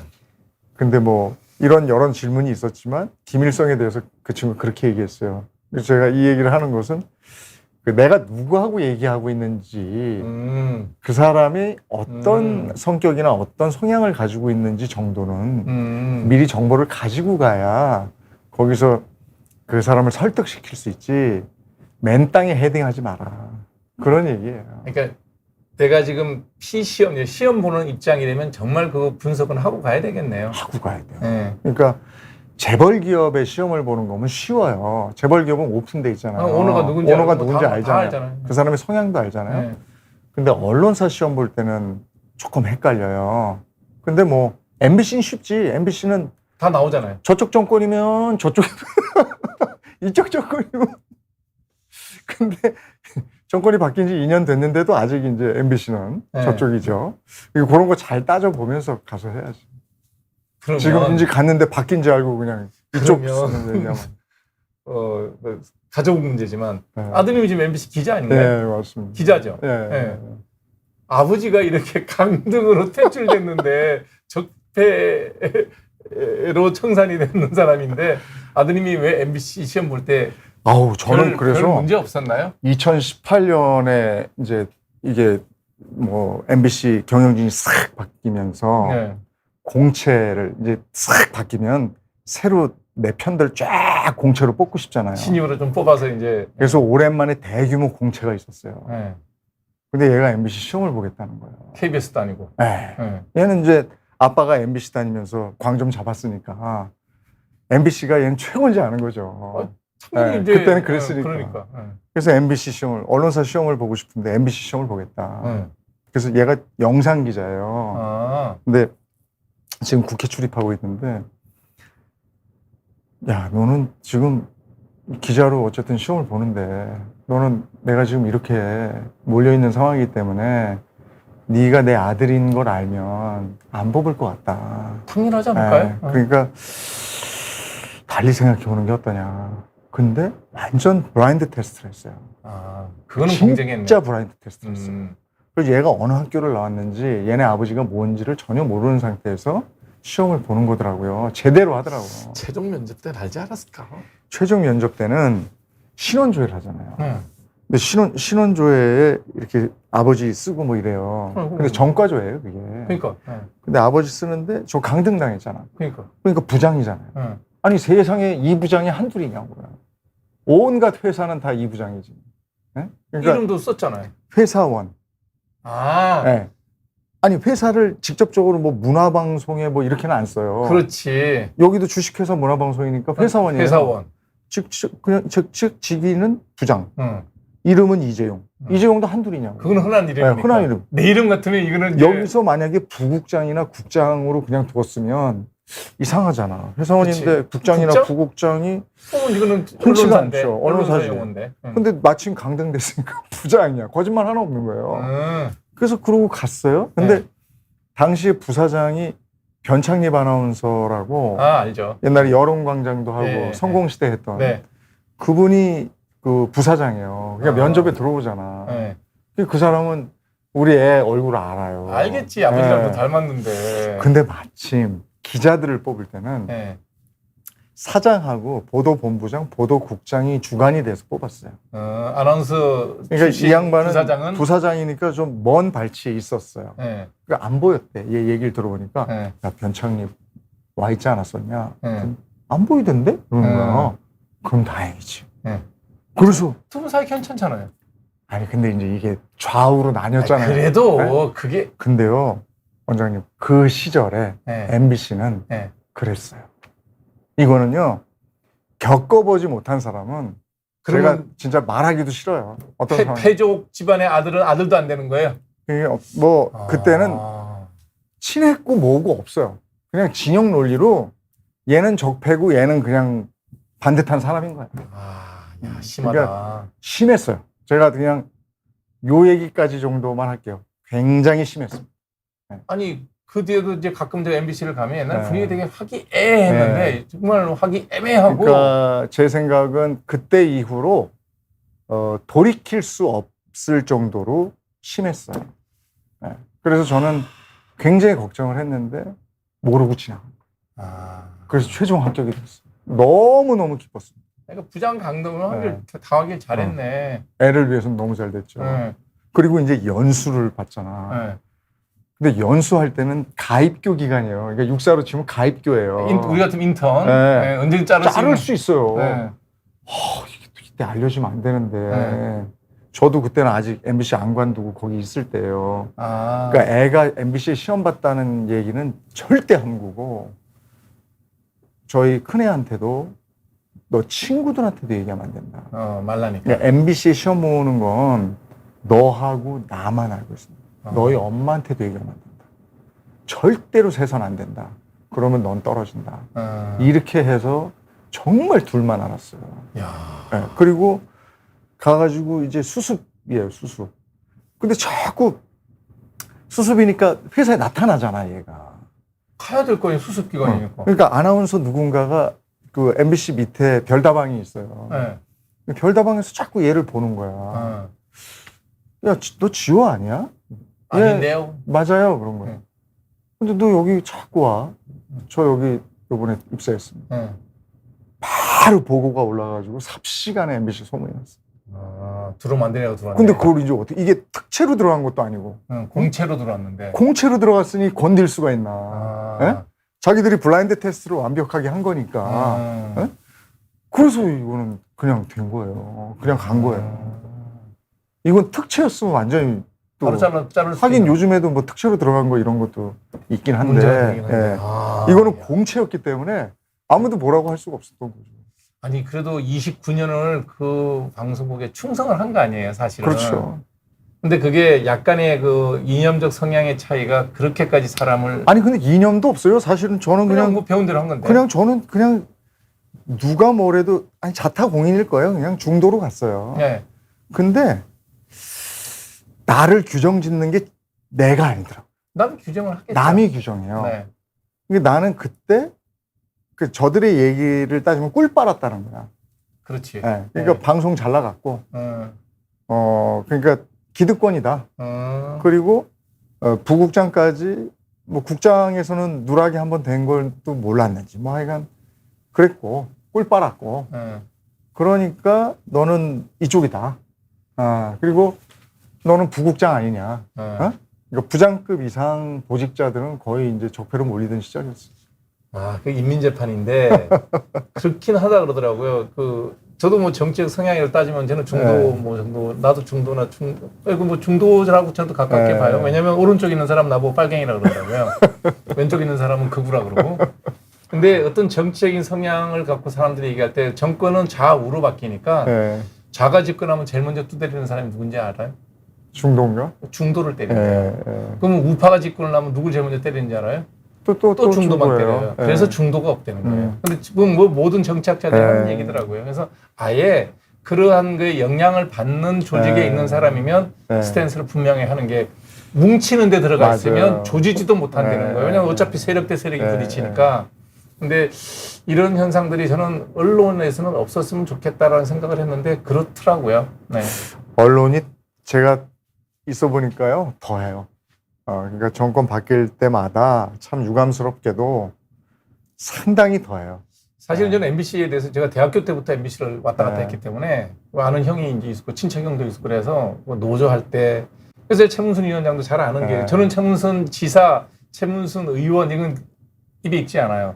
최문순 위원장이 어울려요. 왜냐면 노조위원장을 제일 오래 하셨어요. 네. 그래서 그때 만났던 그 뭐 아나운서들이나 기자들이나 PD 그 노래패가 또 있어요. 노래패 있죠. MBC 노래패에 있는 분들하고 왜냐면 노래패 있었기 때문에. 손석희 선배도 노래패였고. 네, 그래서 다 알죠. 근데 그때 만났을 때 맥주 한잔 할 때는 느낌이 되게 다 비슷비슷한데 약간의 뭐 정치적인 스탠스 차이라고 생각했는데 어느 순간부터는 그게 극렬해지더라고요. 네.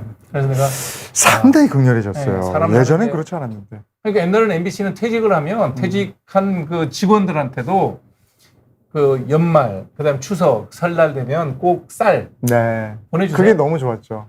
지금 지금 안 주죠. 옛날에는 그랬거든요. 네. 그 사장이든 네. 평직원이든 퇴임한 모든 MBC 직원들한테 네. 쌀을 보내주더라고요. 네. 특히 추석 때.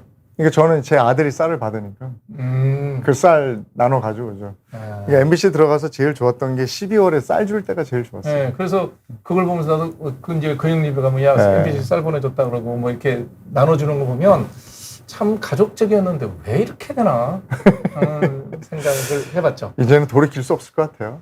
네. 다시 돌이켜야죠. 저는 아. 그래도 같이 가야 된다고 생각하고. 근데 그게요, 음, 이 상처가 너무 커가지고요. 네.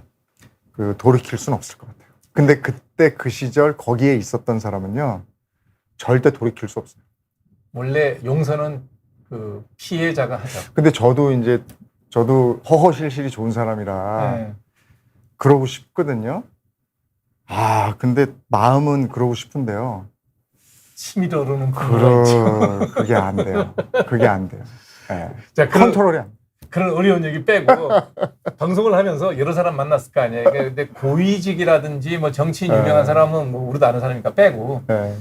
어찌됐든 아, 저 사람 기억나는 사람, 가장 임프레시브에 기억나는 사람. 그 가락동에서 고추를 다듬는 아저씨가 계셨어요. 아, 빻기 전에 아니면 풋고추? 풋고추를 다듬어요. 아하. 그래서 이제 그걸 하면서 그 목각 인형을 만드셨어요. 아, 이거는 업이고 목각이 예, 침이고. 그래서 이제 특이한 분이다 해서 제가 화재 집중 때 가서 인터뷰를 한 분인데요. 네. 말씀도 아주 조분조분 잘하시고, 근데 그 암 병력이 있으셨어요. 그래서 치유 과정에서 내가 이 목각을 뭐 한 1000개 만들면 이게 다 나을 것이다. 아, 우리 예, 저기 예. 학 천마리 네, 잡는 네. 것처럼. 네. 그러면서 이제 그 본업은 고추 하시는 거예요. 네. 고추 도매지, 고추 도매. 그렇지. 다듬어서 이제 도매로 넘기는 거. 근데 요만한 방에, 요만한 네. 방에서 고추 다듬고 계세요. 이제 말씀을 또 재밌게 하시더라고요. 그래서 그래, 고추는 뭐 얼마나 하세요? 그랬더니, 아, 이거 많이 해요. 그래. 그래서, 아, 소박하게 이렇게 하는 줄 알고, 저는 뭐 많이 해요. 그래서, 아니, 얼마나 하시는데? 저 뒤에 저 큰 트럭들 보이시죠? 이따구는 트럭들이 보여요. 네. 저걸로 한 10차 하지 아마? 그 1년에 자기가 그래야 하는 게 하루에? 하루 이틀 뭐, 한 일주일 다니든가? 아, 아니, 어디다 하시는데요? 나 농심 삼양이 쪽에 고추 납품하면서 깜짝 놀랐어요. 그러니까 자기가 하는 거는 그게 일부고 직원들이 많다는 얘기네. 네. 그 너무 충격이었어요, 충격. 야, 그러니까 이런 허름한 요런 거만 보고 판단하면 안 되겠구나. 선입견이 있었구나. 아, 그러니까 이거 아니구나. 또 하나 사례가 있었어요. 6.25 전쟁 때 네. 대구에서 이 미군들이 못 사는 우리 그 고아들을 위해서 분유를 배급을 했어요. 그래서 지금도 6.25 전쟁의 그 참상하면 나오는 게 있어요. 이렇게 깡통으로 분유를 퍼줄 때 이렇게 해서 끓여가지고. 입에다 이렇게 물고 분유를 조금이라도 더 받으려고 하는 아이가 있었어요. 딱방 찾아냈어, 우리가. 그때 막 DDT 뿌리고 할 때 그때 그분이겠네요. 네. 어떻게 찾았어요? 그걸 뭐 수소문해서 그 유능한 PD가 찾아냈더라고요. 이야, 대단하다. 야, 근데 대구에 간 거예요. 네. 그 대구에서 가구점을 하고 계시더라고. 대구 아. 칠성시장인가? 뭐 아니, 무슨- 칠수에 있어요. 네. 네. 그 가구 골목에서 네. 가구를 하고 계셨어요. 네. 근데 인상도 너무 좋고, 그때 그걸 보면서 그 집에를 갔더니 아직도 깡통 분유를, 그때 생각을 잊으면 안 된다. 네. 그래서 내가 그래도 이 정도 산 것은 이때 분유를 타먹었기 때문이다 하면서 그 정신을 살리겠다고 그걸 드시고 계세요. 그 생우유 신선한 거 안 드시고 그 분유만. 탈지 분유를. 근데 그분도 그 어려운 과정을 딛고 거기서 제일 큰 가구를. 가구점을 하고 계셨어. 아. 난 이런 분들이 인터뷰할 때 너무 인상적이었었어요. 그래도 정치인들도 인터뷰 많이 하셨잖아요. 네. 인터뷰를 하거나 뭐 여러 가지 얘기할 게 있었을 텐데 성향을 떠나서 가장 인상 깊었던 정치인? 근데 제가 직접 인터뷰한 건 아닌데 그 홍준표 시장이 네. 손석희 아나운서하고 했던 대담 프로그램이 있어요. 재밌었겠는데 보지 못했죠. 엄청 재밌었어요. 네. 네. 그러니까 이렇게 살살 약 올려가면서 네. 서로 갈구면서 아주 그냥 서로 갈구면서 서로 살살 약 올려가면서 자기 얘기 다 하고. 그렇게 하는 거예요. 이를테면 뭐냐면 이렇게 방송 진행하다 보면 밑에 원고가 있잖아요. 계속 올라오죠. 그래서 원고를 보게 되잖아요. 그다음에 또 인이어로 또 그냥 예, 예. 계속 또 질문 날라오죠. 그러니까 그 홍준표 시장은 저쪽 편에서 이제 스튜디오가 아닌 곳에 있어요. 아, 전화로? 예, 예. 근데 이쪽 이제 영상으로 둘 다. 예, 예, 근데 이게 알잖아. 이렇게 대본이 있고. 예, 예. 근데 자기는 없다 이거지. 예. 이렇게 좀 숙여서 이렇게 하려고. 그거 자꾸 그거 숙이고 그거 보지 말고 그냥 이렇게 프리하게 좀 합시다. 이런 식으로 얘기를 하는 거예요. 그럼 손석희 선배 좀 약 올르잖아. 좀. 근데 방송은 이렇게 방송대로 가야 되기 때문에 제가 여기에 의존하는 게 아니고 이걸 보는 겁니다. 이렇게 굳이 설명을 하더라고. 그거는 한 수 접히는 거거든요. 그치, 좀 구질구질해졌다. 그리고 또 그렇게 얘기를 해요. 처음에 손 박사 이래. 네. 어?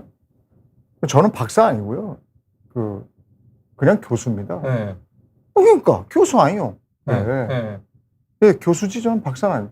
교수인데 박사가 아니요? 이런 식으로 얘기해요. 물 먹이는데 아주 아. 교묘하게 먹이는구나. 이런 식으로 하면서 이제 대화가 막 진행이 돼요. 예. 근데 그게 이렇게 치고 빠지고 치고 받고 하는 그 묘미가 예. 너무 재밌었어요.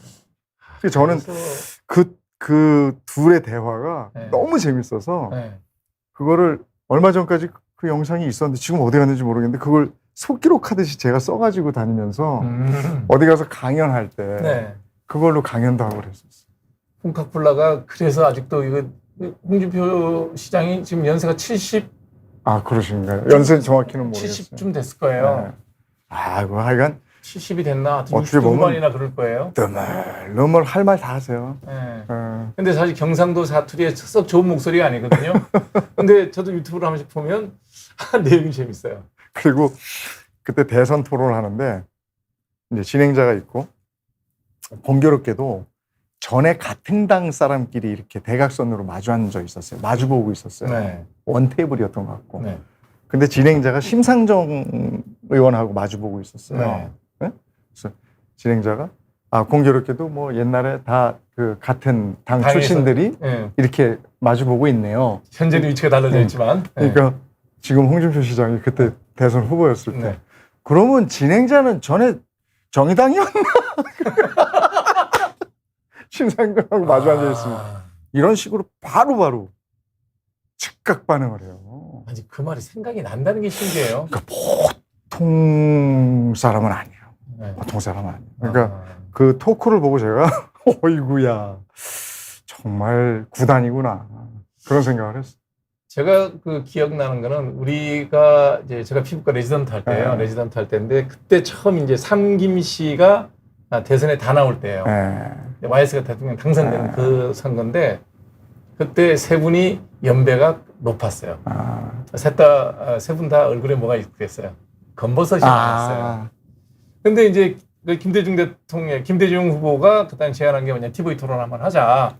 네. 나머지 두 분은 그 뭐 텔레비에 나갔을 때 풍채라든지 언변이라든지 DJ를 당할 수가 없잖아요. 네. YS와 JP가 이제 안 한다고 버티다가 결국은 하기로 했어요. 네. 안 할 수가 없었죠. 뭐 몇백만 원 모으고 하는 그런 네. 모임이 없어질 때니까 하는데 그때만 해도 세 분은 신사예요.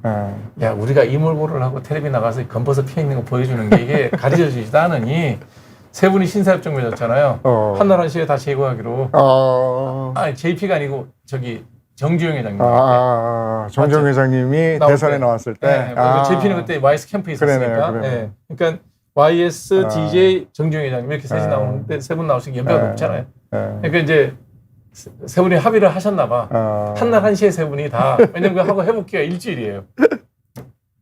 떼고 난 다음에 뭐 회복한 일주일 걸리니까 일주일 동안 동시에 다들 대외 행사 없이 그냥 대변인들로만 갖고 하고 짠 하고 이제 대선 그 TV 토론이 나왔죠. 네.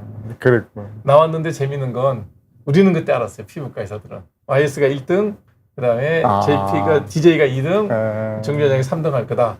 왜 그 수술한 결과가 YS가 제일 좋았고. 그랬어요? 피부로 또 대선 농담으로 우리 때 이제 막 하면서 수술 결과 케미컬 필링하고 레이저 치료하고 뭐 해서 이제 검버섯을 없앴는데 결과가 제일 좋은 게 YS가 제일 좋았고 JP가 그다음이었고 그다음 정재현 회장님 결과가 제일 안 좋았어요. 득표순하고 일치하더라고.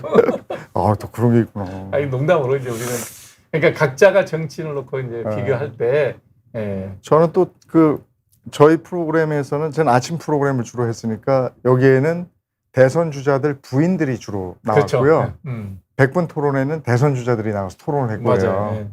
그때 저는 이명박 후보의 부인 네. 하고 대담을 한 다음에 저분 되겠는데 했어요. 왜요? 뭘 보고? 그때 되게 인상 좋게 방송에 나갔어요. 아, 그래요? 네. 근데 뭐 그때는 사실은 뭐 무조건 아. 신한국당 후보면 되는 상황이었죠. 그리고 또 한나라당인가? 다른 후보분들도 있었는데 한 분은 너무 아는 척을 했어. 아, 그거 우리나라 국민들이 그렇게 원치 않거든요. 네. 영부인에 대한 그게 있어요. 우리는 영부인에 대한 상이 네. 있죠. 유경수 여사의 네, 그 좀 영부인 상이 후덕하고 있죠. 네. 이런 건데 모 후보의 부인은 조금 아는 척을 좀 했고 모 후보는 너무 읍소를 했어. 제발 좀 뽑아주세요 이런 거죠. 그래서 좀 아닌데. 그래서 거기서 그 후보 부인 토론에서 제일 잘했던 것은 토론 아니었고 그러니까 후보 인터뷰. 부인 인터뷰에서 제일 잘했던 분이 이구동성. 우리 카메라 감독들도 똑같이 저 사람이다. 각자가 세상을 바라보는 시각이 자기 기준으로 바라보는구나. 네. 시간 너무 잘 간다. 9시 22분. 1시간 반이 훨씬 지나버렸네. 그렇다고 해서 출연료를 1.5배를 드리는 건 아닌데 시간을 많이 뺏어서 죄송하고요. 사실은 뭐 제가 질문 준비해 놓은 건 한 50가지쯤 되는데 지금 5가지 했어요. 5가지. 그러니까 너무 말이 많았네 지금. 한 달에 한 번씩 해서 제가 볼 때는 1년은 나오셔야 될 것 같아요. 오늘은 이재영 아나운서가 아나운서 입사 시험을 봐서 MBC에서 처음 방송을 시작해갖고 20년, 30년 전에, 20몇 년 전에 대선 후보 부인들까지 얘기를 하고, 오늘 여기 첫 출연은 마감을 하고요. 한 달쯤 뒤에 다시 이재영 아나운서 모시고 그 뒤에 있는 얘기, 이런 얘기를 또 나누는 시간을 갖도록 하겠습니다. 긴 시간 함께 해서 고맙습니다. 불러주셔서 고맙습니다. 네, 감사합니다. 네, 고맙습니다. 일부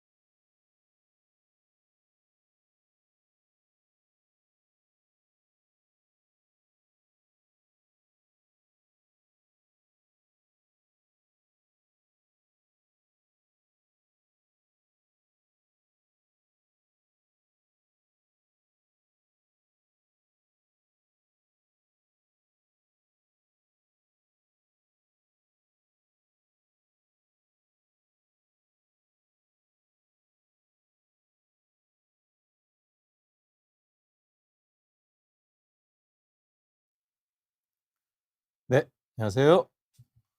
피부과 전문의 함익병입니다. 2부 시작하겠습니다. 이종원 아나운서는 여러분 보셔서 아시겠지만 정말 속내에 대해서 항상 이렇게 잘 드러내지 않고 절제된 발언을 하지만 방송국에서 있었던 일에 대해서는 MBC의 적폐청산, 그리고 지금 MBC는 뭐 새 쪼가리가 나 있죠. 네, 이런 형태의 이번에 또 이제 국회의원 되신 분들도 보면 MBC 출신 전 사장 이런 것들이 우리 사회의 정치적 갈등이 그대로 또 이제 방송사의 갈등이 그대로 들어가 있죠. 정치권으로. 그리고 현재 방심위의 방송통신위원회도 제대로 구성이 안 돼 있죠. 헌법기관인데 여야 갈등과 대통령과의 갈등으로 인해서 5인 체제가 2인 체제로 움직이고 있고 정말 뭐 하나 제대로 돌아가는 게 없는 꼴이 돼 있습니다. 그게 거대 대통령도 직선으로 국민의 손으로 뽑았고 또 국회의원도 국민의 손으로 직접 뽑았습니다.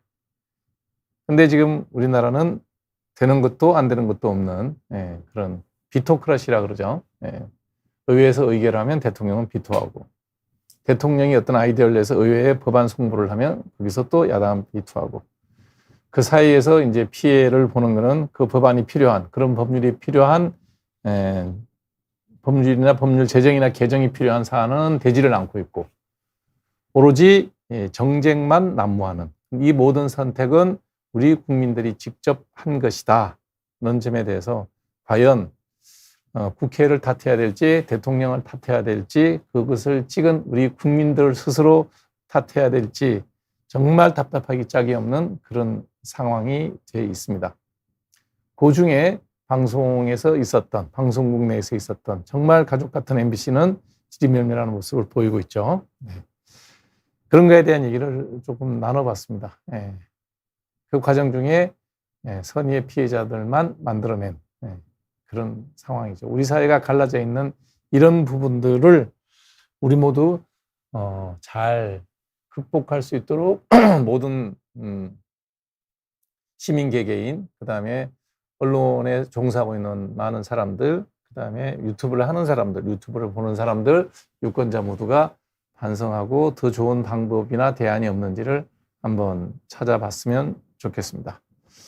아까 제가 유튜브에 댓글에서 언급하지 않고 넘어갔었는데 참 버르장머리 없는 분 한 분이 글을 올리셨더라고요.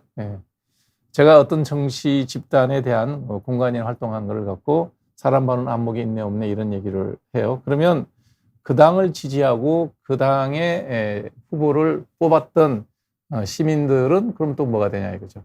자기하고 생각이 다르다고 그런 식의 댓글을 하는 거는 제가 아무리 좋게 얘기하더라도 버르장머리가 없는 사람입니다. 예의가 없는 사람이고 그런 사람들은 유튜브를 볼 자격도 없죠. 이게 내가 내 개인 방송은 아니지만 그런 사람들은 이 구독자에서 제명을 해주시기 바랍니다. 삭제라는 기능이 관리하는 분들은 있죠. 삭제를 해주시는 게 좋지 않을까 하는 생각이 듭니다. 네. 자, 2부 첫 순서는 이겁니다. 올려주시죠. 우리 피부에서 생기는 많은 문제들 중에 검버섯에 대한 일을 하겠습니다. 이제 환자들이 오면 본인이 얼굴에 검버섯이다라는 얘기를 들으면 충격을 받아요. 이 나이에 검버섯이라는 얘기를 하죠. 이제 검버섯이라는 이름이 순우리말이고요. 이걸 이제 좀 한문, 학술, 왜 우리말을 하면 그게 일반 용어가 되고 한문으로 옮기면 학술 용어가 되는지 잘 모르겠는데 흑자 그러면 좀 이렇게 편하게 받아들여요. 검버섯 그러면 이 나이에 벌써 이런 얘기를 많이 얘기하시고 근데 사실은 기본적으로 똑같은 거예요.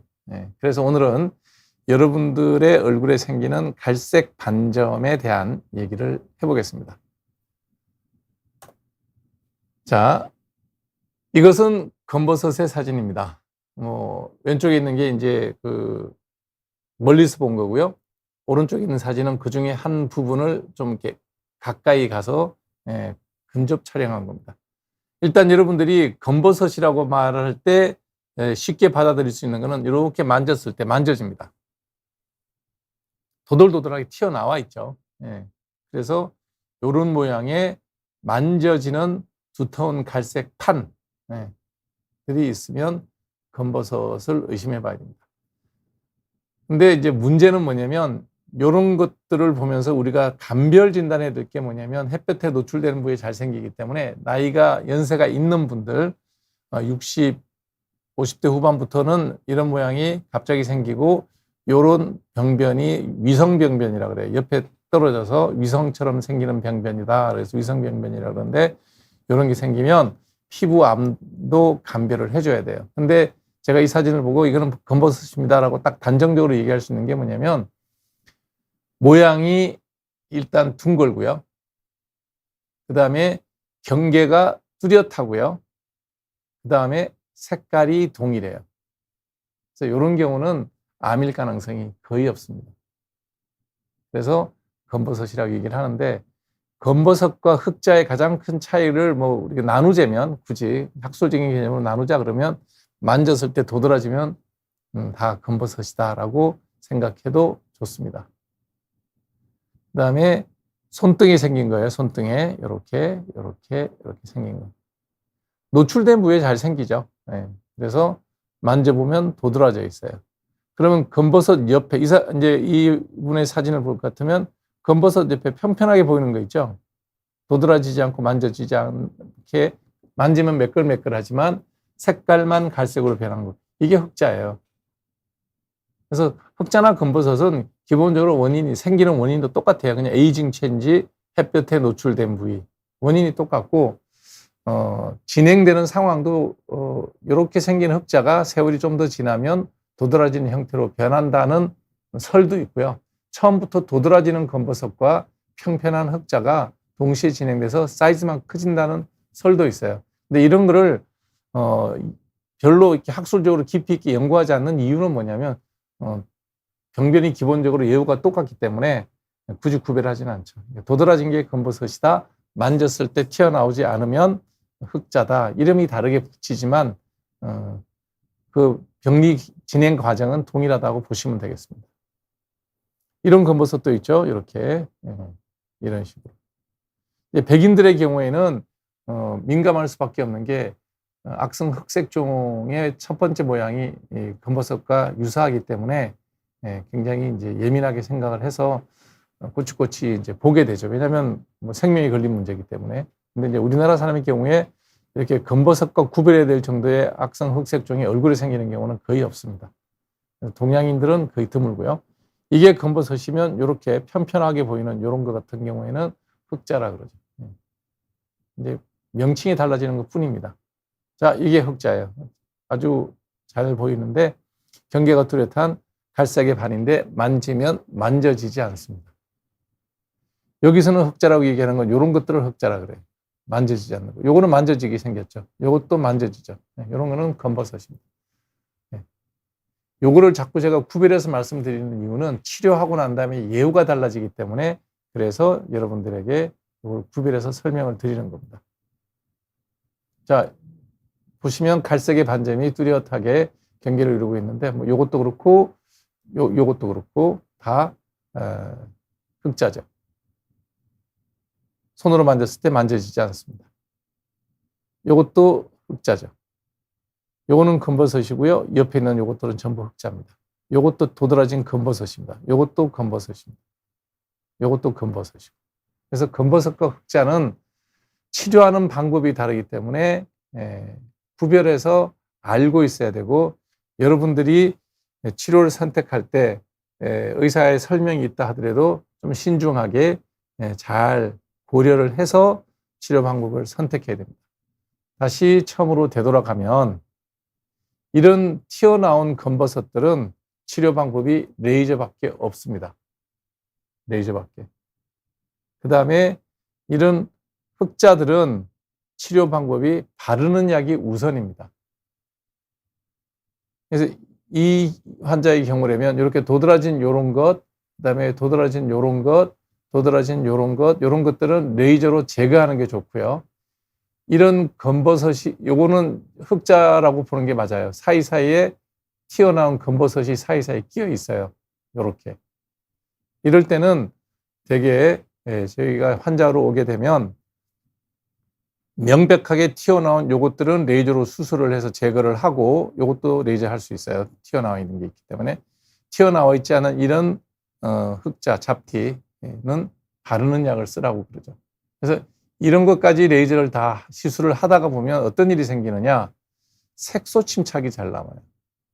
이상하게 도드라져 있는 이런 검버섯의 경우에는 레이저를 하게 되면 결과가 좋아요. 색소 침착도 거의 안 남고. 그런데 이런 편편한 게 외려 더 치료가 쉬울 것 같은데 레이저를 하고 나면 이 병변의 색깔보다 더 뚜렷해지는 진한 갈색으로 변하는 색소 침착이 잘 남아요. 이런 것도 매한가지입니다. 이런 경계가 아주 흐린 잡티, 흑자는 정말 레이저하고 나면 더 경계가 또렷해지고 보기가 흉해지는 경우가 많아요. 그래서 지금 왼쪽 사진에 있는 이런 경우라 그러면 기본적으로 그냥 멜라논 크림이라고 하는 미백 연고를 한 6개월 내지 8개월 정도 바르자라고 먼저 환자분한테 레코멘데이션을 합니다. 그래서 발라서 이것보다 흐려지면 잘 안 보이게 되죠. 그러면 화장으로 가리고 지내세요. 라고 이제 설명을 드리고, 우측에 있는 환자분의 요런 거라든지 튀어나온 거, 요런 것, 그 다음에 요것도 튀어나와 있는 모양이에요. 이런 것들은 레이저로 수술을 권합니다. 그래서 이런 환자분들이 만일에 오시잖아요. 이런 환자분들이 오면 무조건 레이저 하라고 합니다. 여기는 뭐 전부 다 튀어나와 있죠. 두텁게 튀어나와 있는 색깔도 뭐 진한 것도 있고 흐린 것도 있지만 이런 것들은 레이저로 제거 수술을 하고 그러고 난 다음에 디오돔이나 테가든 같은 걸로 일주일 동안 잘 상처를 보호해주면 일주일이라고 뗐을 때 정말 드라마틱하게 깨끗해집니다. 그래서 여러분들의 경우에, 환자분들의 경우에 제일 문제가 뭐냐면 이런 누가 봐도 너무 지저분하게 보일 정도로 이렇게 노화가 진행되어 있는 이런 피부를 가진 친구가 레이저를 하고 난 다음에 한 달쯤 뒤에 얼굴을 봤는데 정말 깨끗해졌어요. 그럼 어떤 분이 찾아오냐? 이런 분이 찾아와요. 찾아와서 나도 레이저 해주세요. 라고 얘기하는 경우가 왕왕 있어요. 그러면 이분들한테는 이제 설명할 때 그러죠. 저분들은 아주 어질러져 있는 방을 정돈해서 깨끗해진 거다. 근데 여기는 조금 어질러 있는 방인데 이거 청소하다가 잘못하면 화병 깨면 더 후회할 수 있다. 그러니 심하지 않아서 레이저 하는 게 더 외려 까다로운 이런 케이스이기 때문에 이런 편편한 흑자, 잡티는 바르는 약을 먼저 쓰세요라고 얘기를 하죠. 이런 분의 경우에도 튀어나온 것만 레이저 하시고 레이저 끝난 다음에 나머지 병변은 바르는 약으로 해결을 하십시오라고 설명을 드리는 겁니다. 이런 경우에도 약을 바르는 게 좋고요. 이런 것만 레이저 하는 게 좋습니다. 이런 분도 이런 것만 제거를 하고 나머지는 레이저 하는 바르는 약을 쓰는 게 멜라논 크림 쓰는 게 낫고요. 이런 경우라면 처음부터 그냥 멜라논 크림만 쓰라고 저는 레코멘데이션 합니다. 환자분들이 약을 바르는 걸 싫어하는 이유가 뭐냐면 딱 눈에 띄는 게 없어요. 금방 좋아지지 않는다는 거예요. 최소 3개월 이상은 발라야 변화를 느끼니까 그 이제 시간의 요인 때문에 환자분들이 되게 번거로워 하시거든요. 번거로워 하는데 그래도 저는 약부터 발라보라고 늘 권합니다. 이분도 레이저 하는 게 좋아요.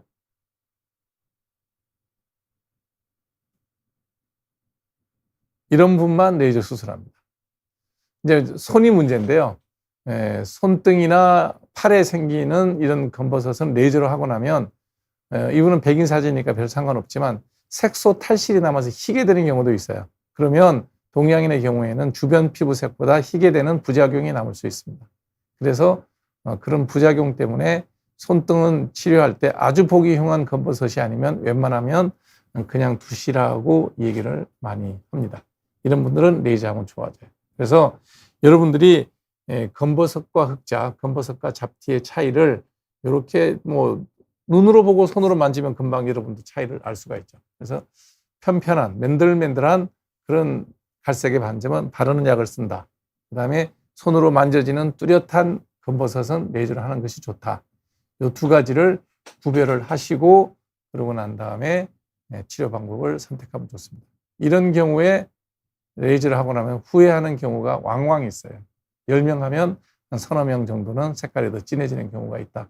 이런 색소 침착의 리스크에 대해서 여러분들이 알고 치료 방법을 결정하는 게 좋습니다. 무조건 레이저가 정답은 아니다라는 말씀을 드리겠습니다. 자, 여러분들의 질문을 받아보도록 하겠습니다. 흑자 제거 시술을 메뉴 볼까요?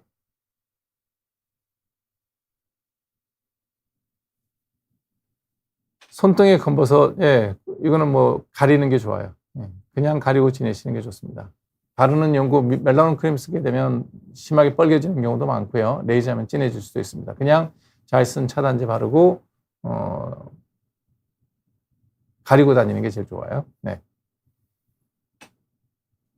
검버섯 관리 안 되고요. 잔주름도 관리 안 됩니다. 검버섯은 어떻게 해야 되느냐? 아까 얘기했죠. 도드라진 검버섯 레이저로 수술해야 되고요. 잔주름의 경우에는 관리가 되는 게 아니라 레이저를 하게 되면 어느 정도 호전되기는 하지만 그게 그렇게 뭐 큰 변화를 느끼기에는 시간이 많이 걸리고 여러 번 해야 됩니다. 예. 요즘에는 그 잔주름을 다림질해주는 레이저가 있기는 해요. 예. 대개는 한 달에 한 번, 두 달에 한 번 정도에서 10회 이상 잔주름을 개선시키는 레이저를 하게 되죠. 한두 번으로 변화를 느끼기는 힘듭니다. 젊어서부터 있던 반은 흑자는 20살 넘어가면 생기기 시작합니다. 20대 중반 이후로는 흑자가 생기기 시작해요. 점인지 흑자인지는 봐야 알겠죠? 네. 영숙님의 진단, 그 설명이 그거예요. 예. 흑자 제거 시술을 받았는데 수술 후 더 크고 진한 색소가 생겨서 이게 색소 침착이에요. 병원에서는 속기미가 올라왔다고 하는데 글쎄요, 속기미라는 건 없습니다. 기미라는 건 육안으로 다 보고 이제 진단하는 거기 때문에 속기미라는 표현은 색소 침착이라는 표현을 저렇게 돌려서 하지 않았나 싶은데요. 시간이 지나면 원래대로는 되돌아갑니다. 되게 한 3개월에서 6개월 정도 기다려 보고요. 그 다음에 멜라논 크림을 써볼 수는 있습니다.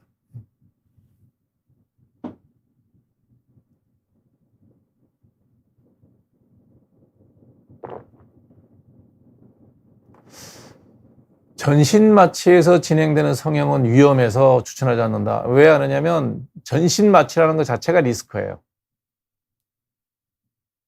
치과? 출혈량도 200cc, 200cc 출혈량 엄청나죠. 예. 수술 시간 2시간이면 굉장히 길죠. 예.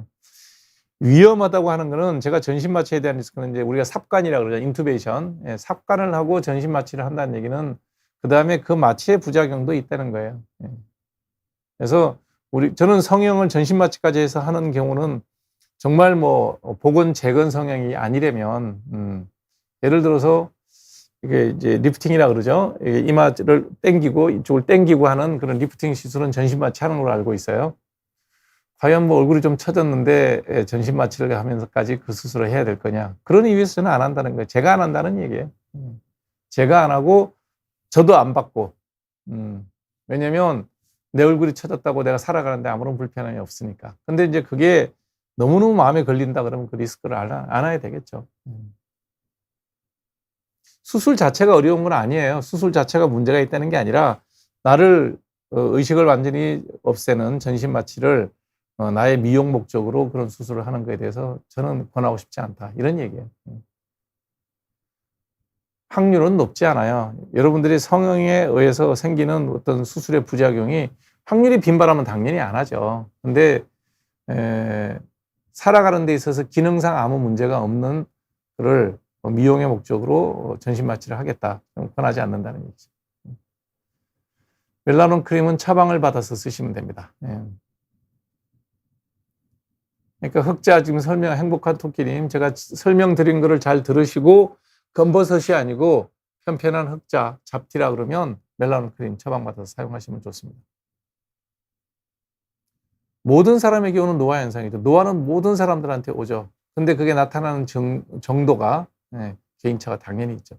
주로 피부가 흰 사람이 잘 생겨요. 흰 옷이 때 잘 타듯이 피부가 하얀 사람들이 노화가 빨리 와요. 백인들이 검버섯과 흑자가 많죠.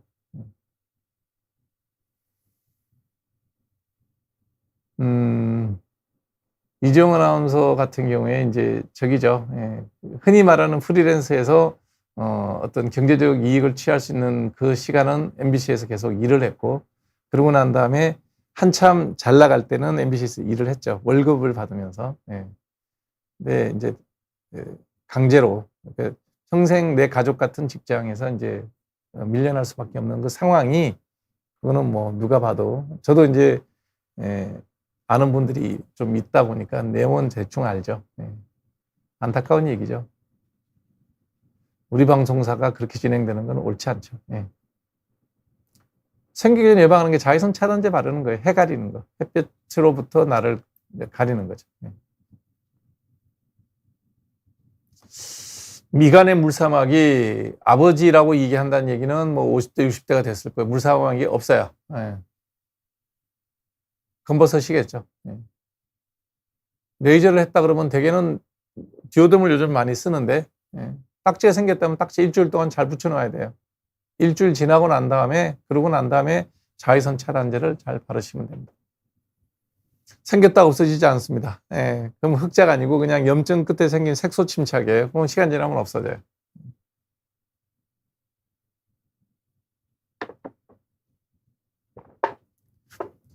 얼굴에 피부에 건선이 있는데, 건선?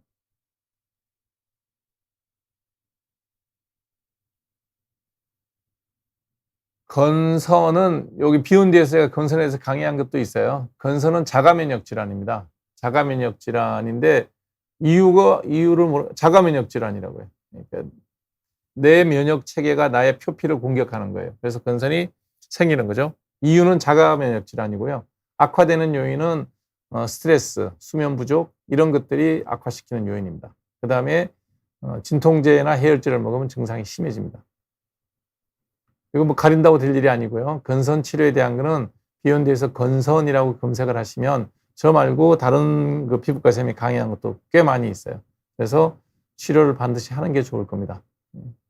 저절로 좋아질 일은 거의 없어요. 치료 받으셔야 됩니다. 치료하는 거는 뭐 바르는 약, 먹는 약, 광선 치료, 주사 치료제, 그다음에 면역 억제제까지 다양한 것들이 나와 있기 때문에 치료를 받도록 하세요. 흑자는 없어지는 경우가 없어요. 색소 침착이에요. 두드 올라서 두드러기인 줄 알았더니 사막이. 르라고님이 한 얘기는 무슨 얘기인지 모르겠어요. 두드러기는 30분에서 2시간 사이에 가라앉습니다. 두드러기는 아니겠죠.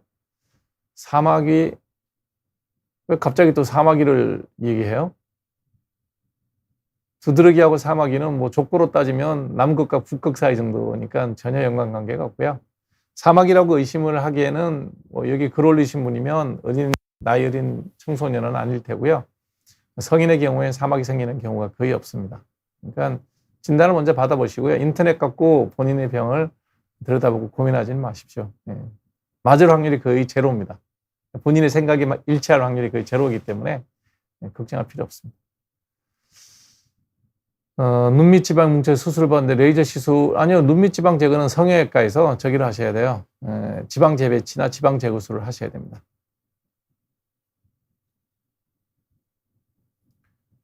멜라토닌 크림이라는 게 있나요? 그건 뭔지 모르겠는데요. 미백 연고 쓰시려면 멜라논 크림 쓰는 게 제일 좋아요. 그 외에 나와 있는 여러 가지 의사 처방 없이 쓰는 약들은 약효가 거의 없습니다. 그러니까 아주 약해요. 약해서 효과를 얻기가 힘들어요.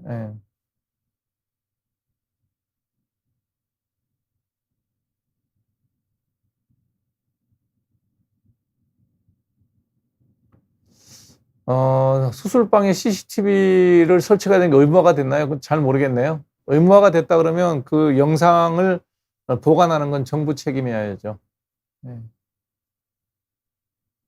CCTV, 그러니까 해킹이나 이런 거는 뭐, 거기에 대한 안전성이나 이런 거를 병원에다가 부담을 지우는 건 곤란하죠. 본인이 원치 않으면 끄도 되지 않나요? 저는 제가 그게 직접 연관되는 일이 없어서 잘 모르겠는데,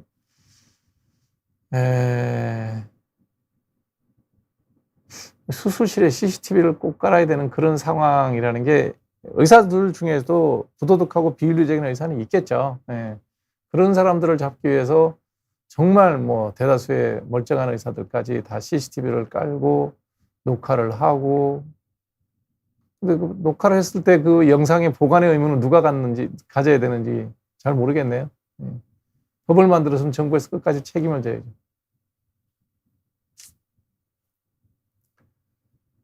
저 정도의 불신이 우리 사회에 팽배하고 있다. 참 어렵습니다. 네.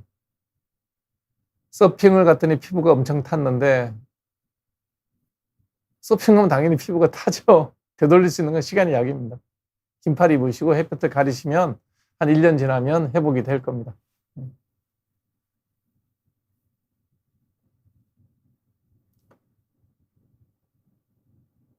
허벅지 쪽에 검은 작은 점인데 짜면 검은 점이 무슨 얘기예요?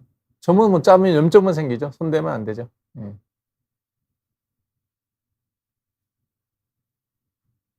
아, 이건 저기예요. 악취가 난다는 거는 저기예요. 피지낭종이에요. 낭종. 주머니에요, 주머니.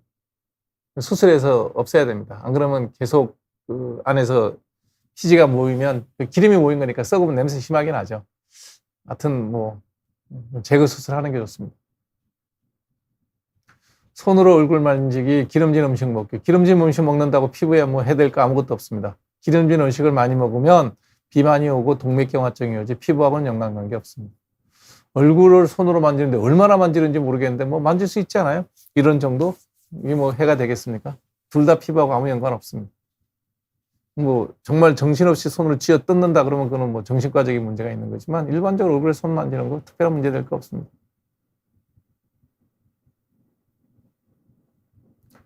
저주파성 난청을 앓고 있는데 이비인후과 질환을 앓고 계신가 봐요. 예, 난청이 있을 때 자가면역성 난청이면 스테로이드를 쓰죠. 하루에 10개씩 일주일 먹는 게 펄스 세라피라 그래요, 저거를. 예, 아주 굉장히 고용량입니다. 뭐 피부과에서 스테로이드 쓰면 하루에 2알 내지 4알 정도 쓰거든요. 예. 그 정도 10알 정도 먹으면 얼굴에 홍조 심해질 수 있어요. 스테로이드 효과 때문에. 근데 그 정도 부작용은 아마 감수해야 되겠죠. 저 난청 문제가 훨씬 더 문제가 되니까. 이뮤노모듈레이터가 나와 있죠. 건선 같으면 트램피어가 대표적일 거예요. 근데 비싼 거는 의료보험에 해당이 안 돼서 그래요. 이게 건선의 면적이 그 스코어링 하는 시스템이 있어요. 그 건선의 면적이 25%가 넘으면 의료보험이 돼요.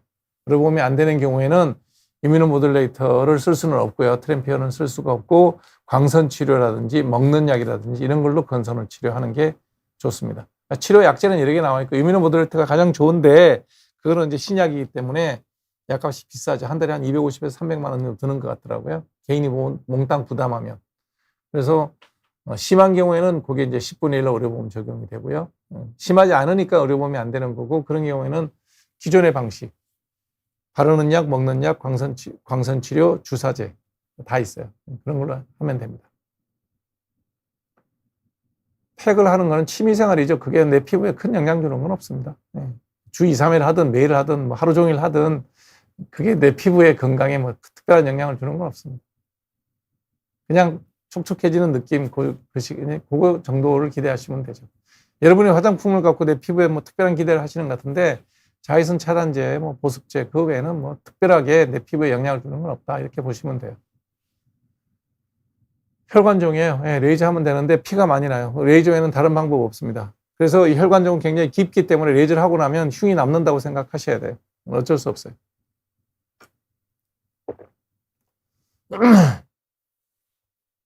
김치하고 밥만 먹고 일주일 만에 두드러기 없어졌다. 뭐 김치하고 밥 먹은 거하고 두드러기하고는 상관없습니다. 두드러기는 제가 아까 얘기했잖아요. 30분에서 2시간이면 가라앉아요. 선천성 유루공 있는 분은 이비인후과 가세요. 수술하셔야 돼요. 뭐 피부과 상담할 일은 아니고요. 저 유루공이 어디까지 들어가 있는지를 반드시 확인하셔야 돼요. 그게 그냥 귀까지만 들어가 있으면 간단하게 수술이 끝나는데 쭉 연결돼 가지고 그 뇌까지 연결되어 있는 경우도 있어요. 그래서 수술이 굉장히 까다롭습니다. 반드시 저기를 가셔야 돼요. 대학병원 이비인후과 가셔야 돼요.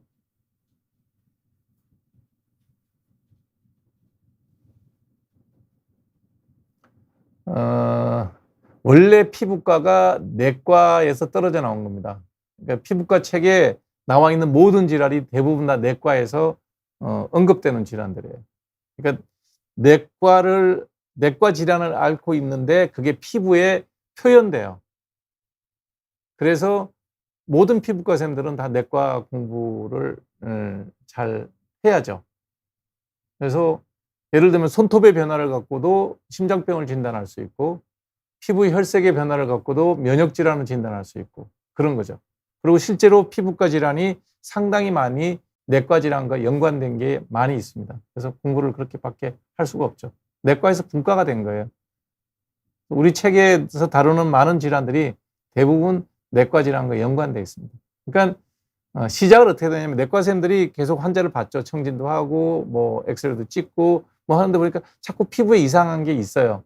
그래서 이제 그걸 따로 공부를 하다 보니까 피부과 영역이 떨어져 나온 거고 요즘은 그게 이제 비정상적으로 너무 이제 미용 쪽으로 치우쳐서 우리나라 지금 의료 대란의 한 요인 중에 하나죠. 예. 의료 대란 얘기가 나왔으니까 시간 좀 되니까 잠깐만 얘기를 할게요. 예. 실상 지금 의료 대란이 벌어질 수밖에 없었던 이유는 우리가 갖고 있는 교묘한 의료보험 시스템 자체가 일정 부분 병원의 희생을 바탕을 전제로 하고 만들어진 시스템이에요. 그래서 필수 의료가 사실은 생명과 연관되는 거죠. 이 생명과 연관된 거를 정부 입장에서는 저렴한 비용으로 환자들한테 제공이 되기를 바라는 거죠. 그러다 보니 그 수가는 굉장히 의사가 느끼는 병원 측에서 느끼는 부담은 굉장히 큰데 수가는 굉장히 작게 매겨져요. 왜냐하면 그래야 환자들한테 정말 생명이 위태로운 환자들한테 저렴한 비용으로 수술과 치료를 받을 수 있도록 하자는 게 기본적인 의료보험 설계의 기본 정책이죠. 처음부터 환자 위주의 소비자 위주의 설계가 만들어진 게 우리나라 의료보험 시스템이에요. 그러면 의사들이 가만히 있겠습니까? 반대를 하죠. 그러다 보니 거기에 대해서 비보험의 영역을 이만큼 열어놓은 거예요. 전체 의료시장에서 이거는 싸게 묶어놓고 요 비보험의 영역을 살짝 열어놓은 거예요. 그러다 보니까 이 비보험의 영역에서 수익을 얻어서 실질적으로 생명을 다루는 영역에서는 진료를, 의료를, 서비스를 하게 되는, 뭐 봉사 차원에서 하게 되는 거죠. 그러다 보니까 그거에 따른 여러 가지 이제 문제점들이 계속해서 누적돼 왔어요. 비보험의 영역이 다 늘어나는 거예요. 그래서 여러분들이 병원에 가면 하지 않아도 될 검사를 많이 하는 게 다 그런 거예요. 대학병원을 가면. 개인병원을 가게 되면 하지 않아도 되는 처방을 받게 되죠. 왜냐하면 그게 돈이 되니까. 예를 들면 피부과 같은 경우에는 뭐 약 먹고 약 발라도 나을 걸 레이저를 하라고 권유를 받게 되고 약 먹고 약 바르면 나을 병을 뭐 피부 관리를 받으세요라는 권유를 받게 되고 뭐 정형외과를 가면 하지 않아도 될 뭐 도수 치료도 하라고 권유를 받게 되고 거기에 또 그런 걸 뭐 뭐라 그러죠? 손실보험이라 그러나 그 내가 낸 돈을 또 다른 민간 의료 보험회사에 계약을 해놓으면 실손보험이라 그러네요. 네, 실손보험을 갖고 또 되돌려 받을 수 있는 그런 의료보험 민간 사보험이 생기고 그러니까 이제 비보험의 영역이 점점 늘어나죠. 제가 듣고 깜짝 놀랐던 게 피부과에서 도수 치료를 한다는 거예요. 이제 피부과를 표방하는 일반 GP겠죠. 도수 치료를 한다 그러면 도수 치료는 의료보험이 되잖아요. 그 실손보험이 청구가 된대요. 그러면 실손보험이 청구가 되는 도수 치료를 하고 해주는 건 뭐냐? 뭐 이렇게 레이저 치료도 슬쩍 해주고 피부 관리를 해준다는 거예요. 실제로 해준 건 피부 관리고 도수 치료는 이름만 올리는 거죠. 그리고 도수 치료 비용을 받으면 그 비용이 꽤 많이 되나 봐요. 이런 부도덕한 진료 행위가 일어난다는 얘기를 내가 들은 적이 있어요. 이런 이제 왜곡된 의료 시장이 만들어지는 건 뭐냐? 실제로 중요한 일하는 내과, 외과, 소아과, 산부인과 선생님들한테 정상적인 진료, 정말 생명이 위태롭고 힘든 치료를 해주는 의사 선생님들이나 병원 측이 받을 수 있는 돈이 너무 원가 이하니까 60, 70% 정도 보장을 해주거든요. 그러다 보니 이런 비보험의 영역이 이제 커지는 거죠. 그러면 예전부터 이렇게 내외산소를 해왔던 쌤들은 뭐 그럭저럭 그냥 그래도 뭐 남들보다 못 살지는 않으니까 뭐 아유 쟤는 운이 좋아서 피부과에서 돈 잘 버네 이렇게 지나가고 해왔는데 꾸역꾸역 참고 가죠. 의사들이라는 조직이 기본적으로 사람 성향 자체가 굉장히 보수적인 성향을 가진 사람들이 이런 직업을 갖기 때문에 제도에 불만이 있으면 거기에 맞춰서 조금씩 다른 유도리를 갖고 수익을 창출해내면서 버텨나가는 거예요. 그렇게 위태롭게 정말 교묘하게 만들어진 의료 시스템이 지금까지 운영이 되어 왔어요. 그게 이제 현재 우리의 의료보험 시스템인데 바꾸고 개혁을 하려고 했으면 그 제도를 정상화시켰어야 되는 거예요. 예. 근데 거기에 대한 거는 전혀 하지 않고, 왜냐하면 그게 되게 어려워요. 쉽지 않잖아요. 의료 수가부터 이제 해야 되니까 의료 보험료가 올라가야 되거든요.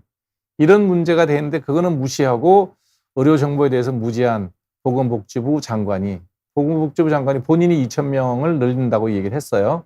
본인이 했다 그랬으니까 이제부터는 뭐 대통령에 대한 비판을 할 필요가 없죠. 조기용 보건복지부 장관이 어느 날 갑자기 2,000명을 의대를 증원을 하면 이 모든 문제가 해결될 거다라고 이제 하면서 2,000명 증원을 발표를 해버렸어요. 발표는 왜 또 대통령실에서 했는지 그건 잘 모르겠지만 결정은 조기용 장관께서 하셨답니다.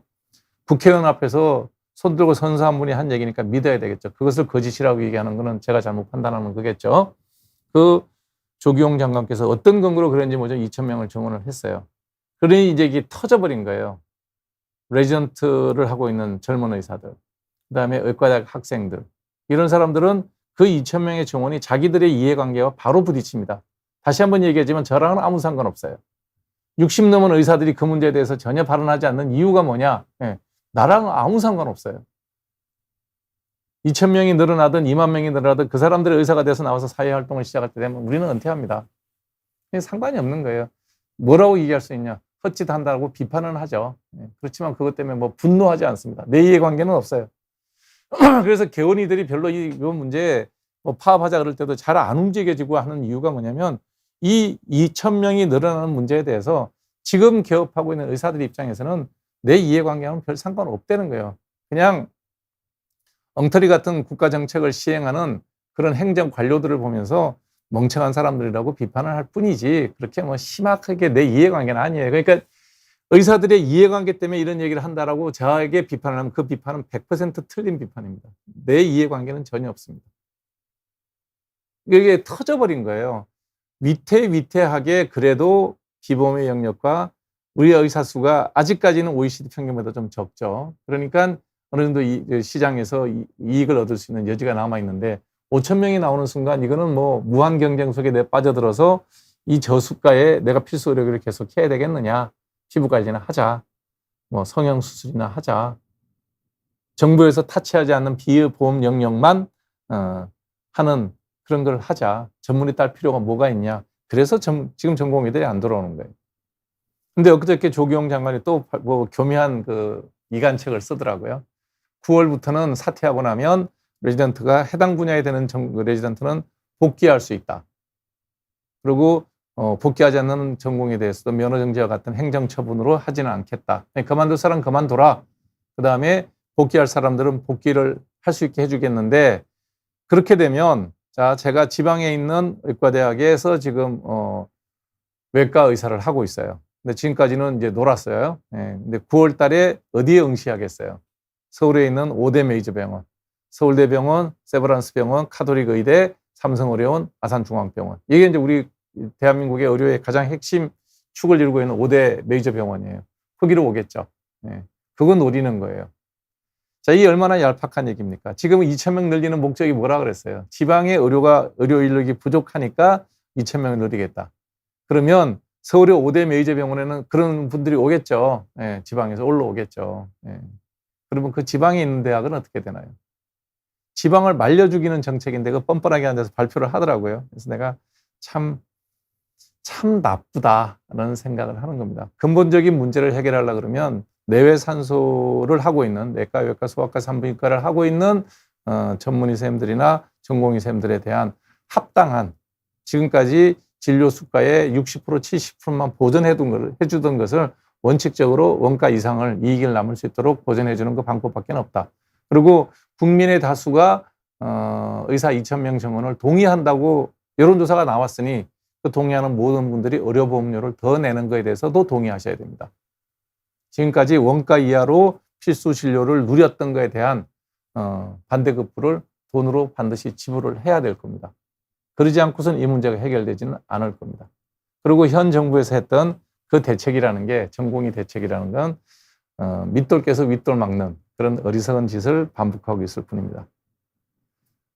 제가 우스갯소리로 저한테 보건복지부 장관을 맡겨주면 이 모든 문제를 손쉽게 해결할 수 있다라고 얘기를 하는데 2,000명 정원보다도 더 중요한 건 뭐냐면 의사들로 하여금 한 푼의 이윤 동기도 남길 수 없게 비보험을 하나도 남겨놓지 않고 모든 진료 행위를 보험화하면 됩니다.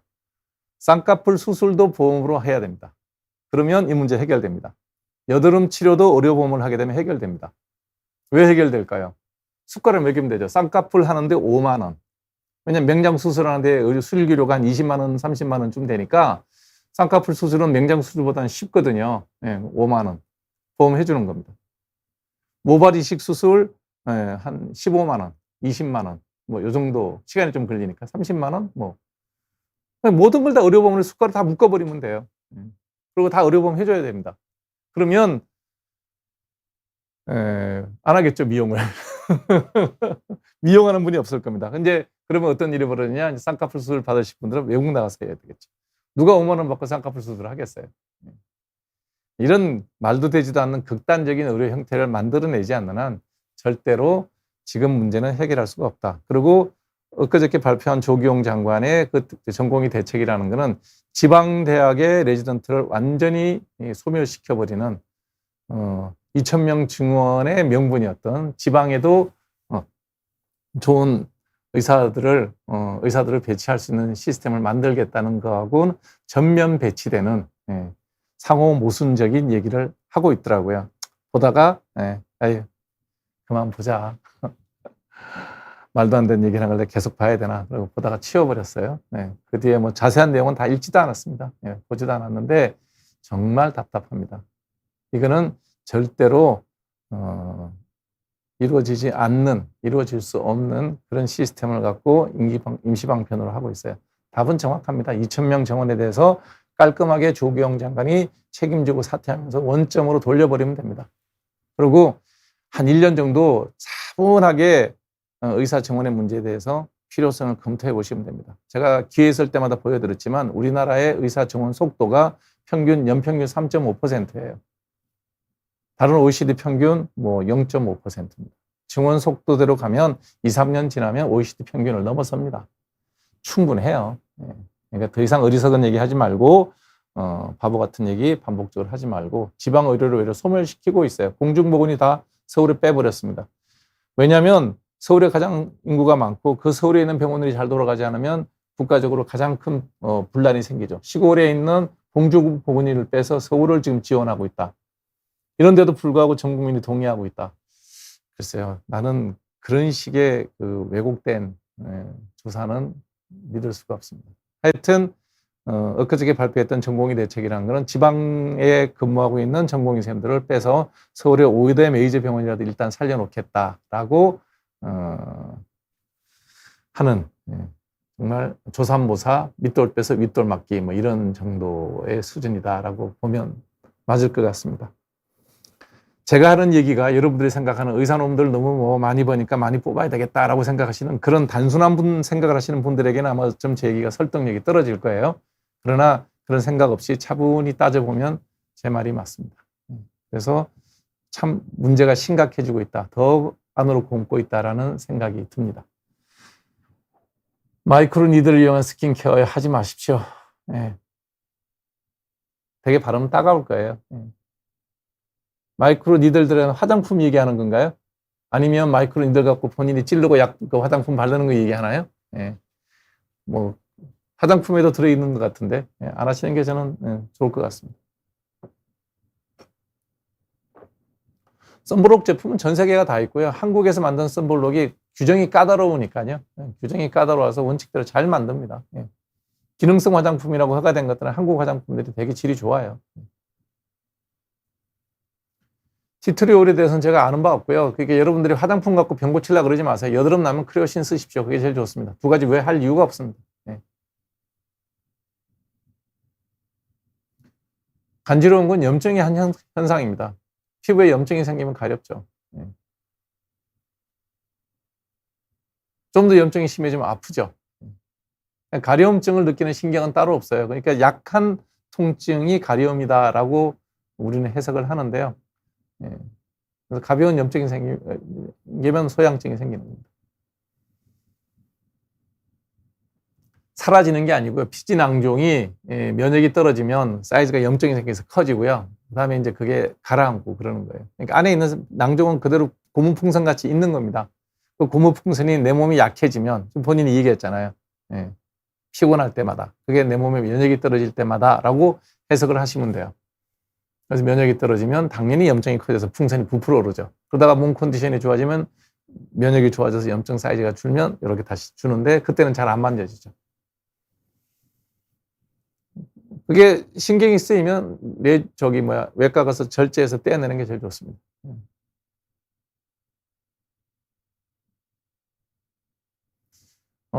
병이 있다가 병원에 올라가는데 없어지면 병이 아닌 거죠. 이게 이제 피부라는 게 문제가 뭐냐면 사람들이 본인 눈으로 봤다는 거예요. 봤는데 없어졌어요. 또 생겼어요. 봤는데 또 없어졌어요. 그러면 그냥 왔다가 가는 거라고 생각하시면 돼요. 대개는 두드러기입니다. 모기한테 물린 것이면 안 없어집니다. 여러분들이 봤는데 내일 아침 병원 가봐야 되겠다는데 없어졌어요. 그럼 다 두드러기라고 보시면 돼요. 뭐 그냥 지내셔도 돼요. 못 견디겠으면 항히스타민제 계속 먹는 거죠. CT 찍고 난 다음에 두드러기가 잘 생긴다. 그거 CT 찍을 때 쓰는 조영제라는 게 이제 정맥으로 들어가거든요. 정맥으로 조영제 넣으면 두드러기 생기는 경우가 있어요. 일단 두드러기는 들쭉날쭉해요. 근데 조영제 때문에 생긴 두드러기라면 조영제 다 외부로 배출되면 한 2, 3일 안은 다 없어지거든요. 네. 그래서 조영제 때문인지 아닌지는 확인을 해보시면 좋을 것 같아요. 리쥬란요? 잘 모르겠습니다. 안 해봐서. 저는 뭐 그런 시설에 대해서는 별로 경험이 없습니다. 관심도 없고.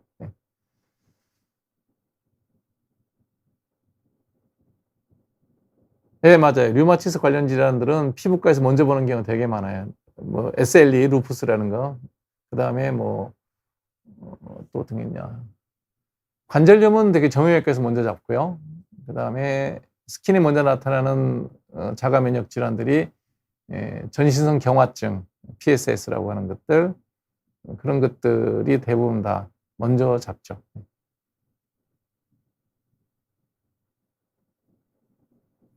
한의학과에서 피부과라고 쓴다고요?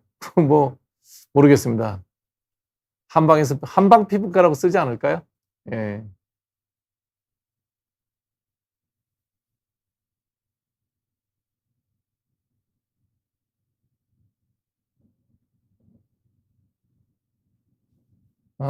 우리나라가 이제 의정 갈등이 끝나지 않을 겁니다. 예.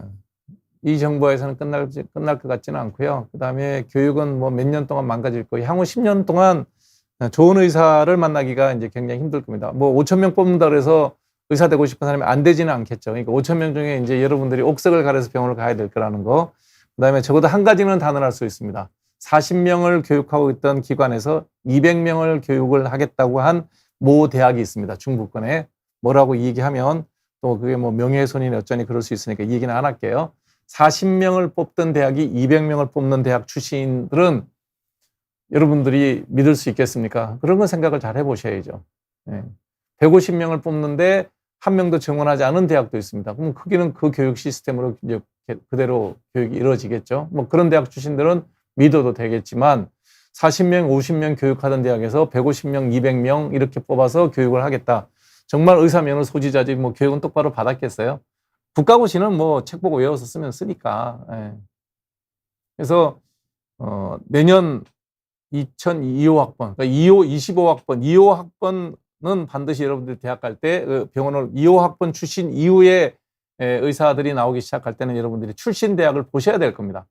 뭐 이거는 이 정도 얘기하는 거는 뭐 문제가 되지는 않겠죠. 그러니까 지금 150명 교육하던 데서 150명 그대로 뽑는 대학이 있고요. 수도권에 있죠, 대부분. 이제 뭐 지방 대학에서는 보면 40, 50명 교육하던 데서 200명까지 했고 뭐 정부에서 인가를 했답니다. 아마 조규홍 장관께서 직접 가르치실 모양인가 봐요. 그러면 거기서 무슨 교육을 제대로 받겠습니까? 그래서 여러분 25학번 이후에는 그냥 학교를 가실 때 일단 출신 대학부터 봐야 된다. 지금까지는 교육이라는 게 의대 교육은 되게 표준화가 잘 돼 있어서 서울이나 지방이나 별 차이가 없어요. 근데 옛날에 남원의 서남대학인가에서 의과대학이 없어졌죠. 왜냐? 교육이 안 돼서. 안 그럴까요? 그러니까 여러분들이 이제 그런 거를 여러분들이 발품을 많이 팔아야죠. 뭐 변호사라고 다 변호사 아니잖아요. 1년에 뭐 천몇백 명씩 변호사 뽑으면 결국은 여러분들이 저분이 어느 로스쿨 나왔고 어디서 연수를 했고 이런 걸 이제 따져서 골라야 되는 거랑 똑같다고 보시면 되지 않을까 생각이 듭니다.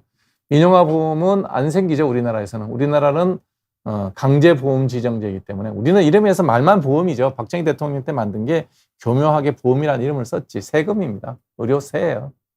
그리고 모든 의료기관들은 강제로 지정을 받아야 됩니다. 그러니까 민영보험이 생길 수가 없죠. 그래서 기준을 얘기하면 다른 거는 모르겠어요. 다른 건 모르겠는데 미국의 예를 들면 산모가 아기를 놓고 2박 3일 입원했는데 낸 돈이 정확하게 13만 5천 불인가 그래요. 13만 5천 불. 총액이. 본인이 이제 의료보험을 들었기 때문에 본인 부담금은 그렇지는 않겠지만 그 진료비 청구서 보면 나오잖아요. 총 진료비가 13만 5천 불이에요. 2박 3일 정상분만입니다. 그거는 뭐 제 딸이 거기서 애를 낳았으니까 알죠. 네. 우리나라 돈으로 1억 6천만 원인가요? 네. 우리나라 정상분만하면 총 진료비가 한 200만 원쯤 될 겁니다. 그러면 몇 배 차이인가요? 거의 한 80배 정도 차이 나죠. 그런데 우리나라 의사들에 대해서 국민들의 불만이 많다. 저는 불만 많은 국민을 저는 이해할 수가 없습니다. 네. 다른 것도 비슷해요.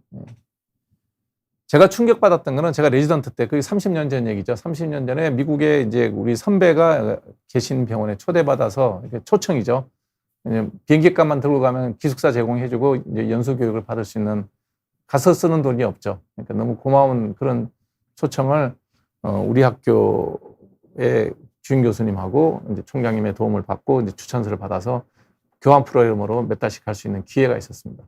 갔을 때 진료비는 몰랐는데 무슨 얘기하다 회진을 도는데 여기 입원비가 얼마일 것 같아? 그러니까 룸 차지죠. 그러니까 입원실 비용이 얼마일 것 같아? 그래서 한국은 10만 원입니다. 그때 1대 800 이렇게 할 때예요. 그러니까 미국 돈으로 치면 우리가 2인실 기준으로 그 당시 세브란스에서 10만 원 받았어요. 이 특실은 좀 더 받았고 6인실은 뭐 보험이 되니까 얼마 되지도 않고요. 여기 이제 1인실 있고 2인실이 한두 개 가끔 있더라고요. 대부분 1인실인데 얼마일 것 같아요? 그래서 뭐 한 30만 원, 50만 원 그랬더니 하루 방값만, 병실값만 그때 돈 1,000불이래요. 그래서 그러면 뭐 8만 원이면 우리하고 비슷하겠네요 라고 얘기했어요. 제 머릿속은 그렇게 돌아가는 거예요. 우리나라 의료의 현실을 내가 알고 있으니까. 그랬더니 야, 그 100만 원이야 그러더라고요. 그러니까 1,000불이니까 1,000, 만, 10만, 100만 원이죠. 1대 1,000으로 얼른 계산하면 80만 원, 100만 원이죠. 그러니까 의료 수가를 가지고 여러분들이 얘기를 하면 우리나라는 정말 의료 천국이죠. 그 모든 것이 지금 그런 그 말도 안 되는 입원료 요즘 오르긴 했겠지만 그런 정도의 비용을 갖고 이 시스템을 유지할 수 있는 그런 교묘한 줄타기 하고 있는 의료보험 시스템을 무지막지하게 2,000명 정원이라고 해서 터뜨려 버린 거예요. 아무것도 모르는 사람이 보건복지부 장관을 하고 있다는 거죠. 보건복지부 장관을 누가 하는지는 중요한 게 아니에요. 정확한 데이터를 보고 그 데이터를 해석할 수 있는 OECD 연례 그 의료 보고서가 나오거든요. 한 3, 40페이지쯤 되는 페이퍼가 나와요. 그럼 페이퍼 3, 40페이지를 다 읽어야 될 거 아니에요. 그중에 한 페이지를 읽어본 거예요. 우리나라 인구 1,000명당 의사수 2.6명, 영국 3.5명, OECD 평균보다 한국이 뭐 3.1명이니까 3.1명이니까 부족하네. 2,000명 뽑아. 이게 보건복지부 장관 조기용 장관이 저질러 놓은 일입니다. 수습이 쉽지 않을 겁니다. 정부와 의사들의 강대강 대화 이런 게 아니에요. 그 문제는 터진 거는 그게 그 계기를 줬을 뿐이지 실상은 기본 경비도 보장해주지 않는 현재의 필수 의료기과에 대한 의료 수가예요. 예를 들어 가지고 현재 미국처럼 그 정상분만 하는데 총 의료비가 13만 달러 정도 되는 상황에서 2,000명을 더 뽑겠다? 뭐라 그러겠습니까? 일도 좀 줄고 수입이 줄어도 좋고 뭐 이런 얘기를 할 수가 있는 거죠. 제가 이런 얘기를 하면 항상 그 이상한 사람들이 댓글을 어떻게 다냐 그러면 야 피부과 의사가 그런 얘기 할 수 있어. 아 제가 피부과를 한 것도 운이 좋아서 한 거고 그 피부과 의사가 이렇게 될 거라고 저도 생각 안 했어요. 그냥 한 거예요. 운이 좋아서. 내 친구가 그걸 하라고 시켜서 야 그거 하면 좋으냐 하니까 좋대. 아무 생각 없이 해요. 대부분 의대생들 다 그렇게 했어요. 뭐 소아과 하는 친구는 우리 때 동시에 지금 이제 개업하고 있는데 소아과 친구는 학교에서 10등 밖으로 나간 적이 없어요. 모든 시험에서 개노트는 족보였어요. 그런 애들이 해요. 예.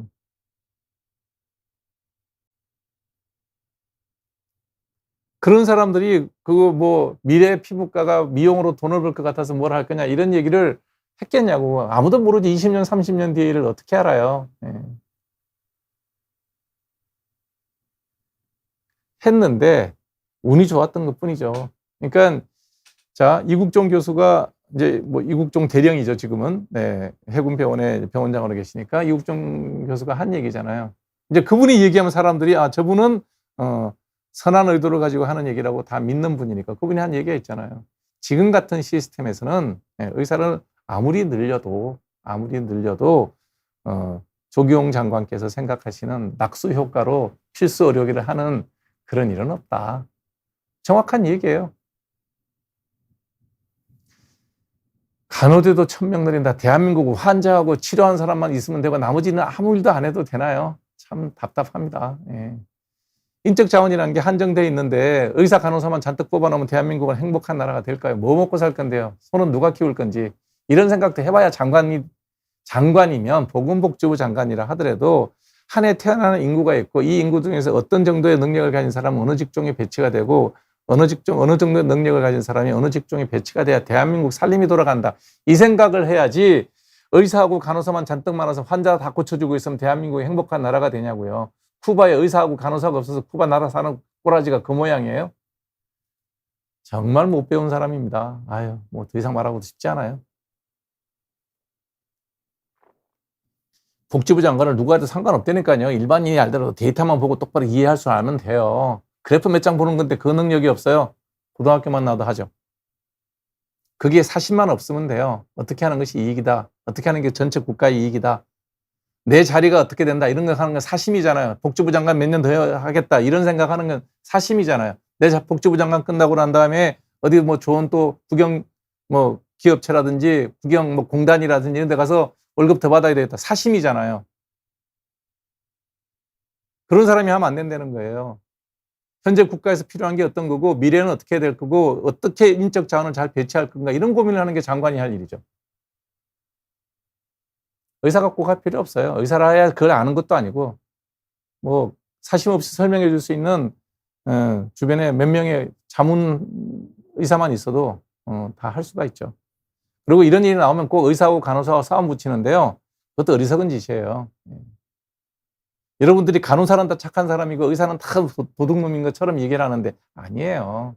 다 인간 사이에서는 누구나 다 좋은 사람 나쁜 사람 다 있는 거고요. 돈 많이 번다고 나쁜 사람이 그렇지 않아요. 그리고 여러분들이 내는 의료비에 의사가 가져가는 거는 그중에 10%도 안 돼요. 그런 식으로 얘기하는 거는 굉장히 틀린 겁니다. 증원된 의사 의과대학이면 5,000명이 나오는 거니까요. 예, 이제 파산하죠. 지금 같은 수가로는 도저히 불가능하죠. 얼마를 내도 더 내야 됩니다. 네.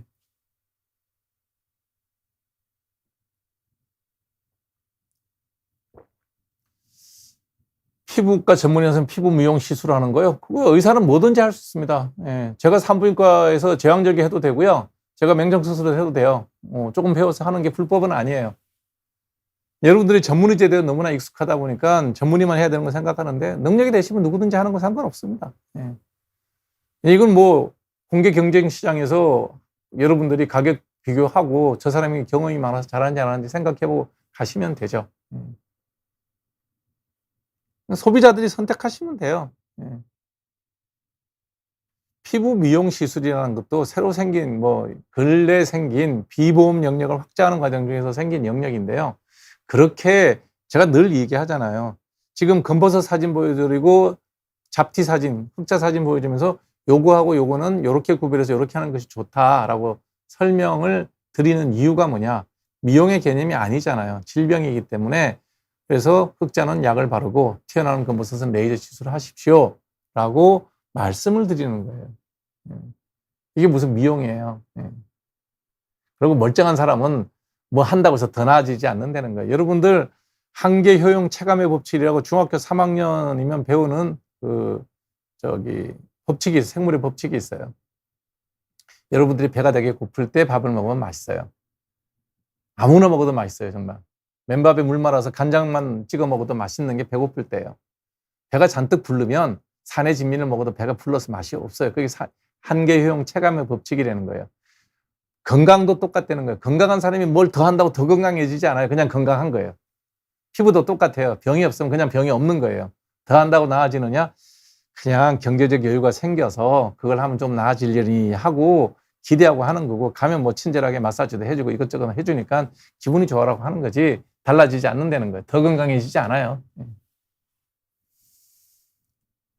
이게 다 너무나 지나친 경제적 여유가 불러온 문제다라는 생각을 하시면 됩니다. 병이 있으면 약 먹고 약 발라서 고치면 됩니다. 피부과 약도 대개는 다 약 먹고 약 바르면 나아요. 꼭 레이저 해야 되는 경우는 많지 않습니다.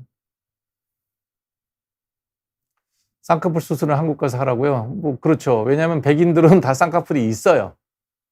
백인들은. 그러니까 쌍꺼풀 수술할 일이 없죠. 그러니까 경험이 없으니 쌍꺼풀이 없는 그래서 쌍꺼풀 수술을 많이 해본 한국 의사한테 가서 하는 게 낫죠. 예를 들면 서양 의사들이 코 수술한다는 얘기는 매부리 코 깎아내는 수술을 하지 우리처럼 낮은 코 높이는 수술은 별로 해본 적이 없어요. 잘 못해요. 서양 의사들은 대장암 수술은 잘해도 위암 수술은 잘 안 해요. 왜냐하면 위암 발병률이 우리도 월등히 낮아요. 그래서 그런 거예요. 많이 해본 사람이 왕이죠. 서울에서 신장 전문의 한 번 봤는데 진짜 3분도 안 보고 여권을 보여주고 13,000원이요? 13만 원이요? 어떻게 13만 원을 내? 아, 소변검사? 예. 검사했으면 그 돈은 내야죠. 검사를 받았어요. 검사비가 그 정도겠죠. 보험이 안 되니까. 우리나라 사람들 같으면 보험이 되면 글쎄요, 뭐 검사비께서 한 2만 원 냈을래나? 그렇겠네요. 예. 여러분들 3분 진료 이런 얘기를 하는데 3분의 진료가 끝날 수 있으면 3분 보면 되죠. 30분 앉아서 얘기할 게 뭐가 있어요? 똑같은 환자를 보고 자, 지금 사진 잠깐 올려주실래요? 예. 이거 보고 야, 요것은 잡티고요. 요것은 검버섯이고 요거는 잡티고 뭐 이렇게 설명하면서 요거는 약 바르시면 되고 요거는 레이저로 제거해야 됩니다. 설명하는데 지금 얼마 걸렸어요? 1분 걸렸어요. 뭐 더 어떤 설명이 필요한가요? 피부암에 대해서 걱정돼서 봤습니다. 피부암일 가능성은 뭐 거의 제로입니다. 너무너무 불안해한다 그러면 이런 정도는 의심해 볼 수 있으니까 조직 검사는 해보시는 것도 괜찮은데 권할 정도는 아닙니다. 뭐 이렇게 설명하는데 1분 걸렸어요. 진짜 끝났죠. 무슨 얘기 더 할 게 있나요? 그냥 앉아서 수다 떨어달라고 얘기한다 그러면 그거는 말이 안 되는 얘기죠. 의사는 뭐 그런 거 하는 직업이 아니니까. 그래서 진료 시간 가지고 얘기하는데 진료 시간이 길어야 될 이유가 있으면 길어지는 거고요. 진료 시간이 짧아야 되면 짧을 필요가 있는 거예요. 아무 상관없는 얘기입니다. 시간 가지고 얘기하는 거는 저는 동의할 수가 없어요. 네. 값비싼 항산화 화장품이 피부에 훨씬 좋을까요? 그러면 여러분들이 20만 원짜리 갈비 먹으면 건강하고 2만 원짜리 통닭 먹으면 안 건강한가요? 그렇게 생각하시면 돼요. 여러분 비싼 음식점 가면 음식도 비싸지만 인테리어도 잘 돼 있고 종업원들 서비스도 좀 다르고 그런 거잖아요. 예. 화장품도 똑같습니다. 들어있는 콘텐츠가 닭고기 먹으면 뭐 병 걸리고 소고기 먹으면 안심 먹고 등심 먹으면 더 건강해지나요? 그렇지 않잖아요. 예. 같은 고기를 비교하더라도.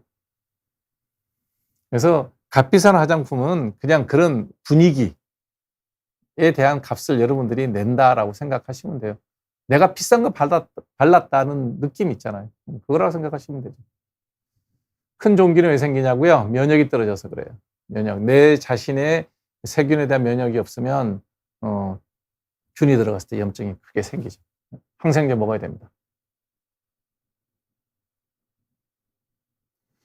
피부과 의사가 의료기기를 만들어서 혼자 독점해서 시술하는 경우가 있나요? 의료기기를 만들어서 독점적으로 시술하는 것보다 저 의료기기를 만들어서 환자가 되게 많은 거라면 의료기기 파는 게 훨씬 더 큰 돈을 벌 텐데요. 저는 아직 본 적은 없어요. 만들어서 기계가 되게 좋아서 환자가 되게 많다면 기계를 생산해서 기계 파는 게 훨씬 돈을 많이 벌죠. 그냥 이렇게 말씀드리면 더 쉽겠네요. 그 골드러시가 미국에서 골드러시 시대 때 서부에 금 캐서 돈 번 사람보다 청바지 만들어 파는 사람들이 돈 더 많이 벌었죠. 사업이 훨씬 크니까. 여름에 잘 생기는 땀이 많은 사람이 생기는 거고요. 땀이 많이 날 때는 씻고 잘 말리시면 돼요. 분발하는 것보다 선풍기 앞에서 말리는 게 좋죠. 어떤 나라의 의사 수준이 제일 낮은가요? 1번 큐바, 2번 북한, 3번 중국 뭐 이렇게 보면 되지 않을까요? 나라에서 직영하는 그러니까 공무원화된 의료 시스템이 되게 수준이 낮다고 보시면 됩니다. 영국도 마찬가지입니다. 그러니까 영연방 국가, 브리티시 코먼웰스라 그러죠. 영연방 국가의 의료 시스템이 되게 영국식인데 이번에 영국에서 정권이 바뀌었던 요인 중에 하나가 여러 가지도 있지만 그 중에 중요한 요인 중에 하나가 영국의 국가 의료 시스템, 내셔널 헬스 서비스인가는 NHS라고 하는 시스템이 우리나라 의료보험 제도랑 비슷한데 훨씬 더 공무원화되어 있습니다. 그 시스템이 안 돌아가죠. 그래서 맹장 수술하면 배 열고 맹장 떼는데 하루, 그 다음날 맹장 스킨까지 꼬매는데 다음날 하루. 그래서 이틀 1박 2일로 해야지 뭐 맹장 수술이 끝난다고 비아냥을 하는 거죠. 그래서 암 수술 받는데 암 진단하고 암 수술하는데 보통 9개월에서 1년 뒤에 예약이 되죠. 다시 수술 받으러 오세요. 그러면 사망했다는 그런 얘기도 있고 뭐 고관절에 무혈성 괴사가 일어나서 되게 아프거든요. 하루가 급하게 수술을 해줘야 돼요. 그 수술하는데 9개월 뭐 대기 시간. 이건 다 OECD 통계에 나와 있어요. 그런 영국 국민들이 오죽하면 정권을 바꿨겠습니까? 이번에 바꿨던 게 치과, 아이들 뭐 유치라는 게 이제 연구치 나오기 전에 어금니 같은 건 잘 썩잖아요. 발치하는데 발치할 수가 없어서 집에서 벤치로 뽑는다는 거예요. 그 영국 국민들이 자기 소득의 15%를 메디칼 텍스로 내는 나라입니다. 그래서 영국의 의사들도 대개 대학을 졸업하고 그러면 백인들의 경우에 영어가 되고 영어가 능통하고 그러면 본토 출신, 영국 본토 출신의 의사들이 제일 많이 가는 데가 미국입니다. 면허를 바로 주거든요. 그러니까 미국은 의대를 늘리지 않고 그런 각국의 양질의 의료 인력들을 수입을 하죠. 필요할 때 수입하고 너무 많은 것 같아 그럼 문 닫으면 되거든요. 그 결정은 미국 의사협회에서 결정합니다. 그 미국은 이익 집단에 대해서는 그 이익 집단의 이익에 맞게 행동하는 것에 대해서 국가에서 그리 관여하지 않아요. 지금 당장 미국에서 의사가 부족한 주에서는 한국 의사 들어오라 그러잖아요. 면허 바로 주겠다고. 미국도 이제 의사 수가 적은 주가 있잖아요. 우리나라 같으면 이제 도농 격차가 있듯이 미국도 아칸소주 같은 경우에는 의사가 거의 없어요. 그러니까 이제 그런 주에서는 한국 의사 오면 바로 면허 주겠다는 얘기를 하는 거죠. 제 주변에 그냥 얘기하죠. 서울대 나온 친구인데 인턴 안 하고 바로 미국 가더라고요. 준대는데요. 안 가겠어요?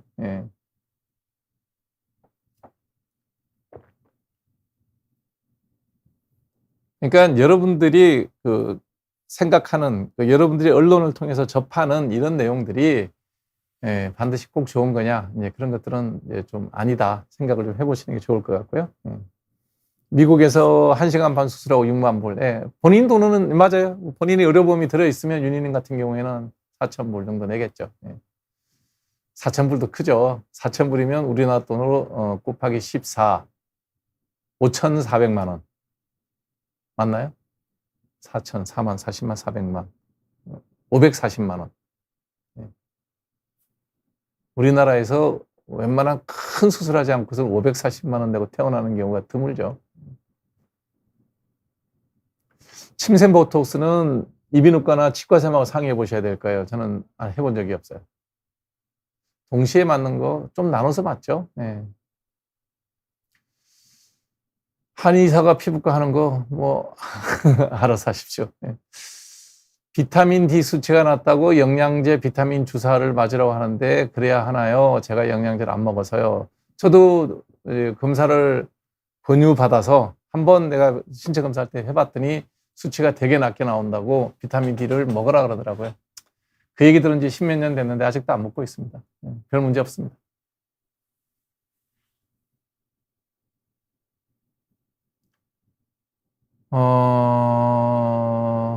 개국 약사. 아까 어디 갔죠? 네.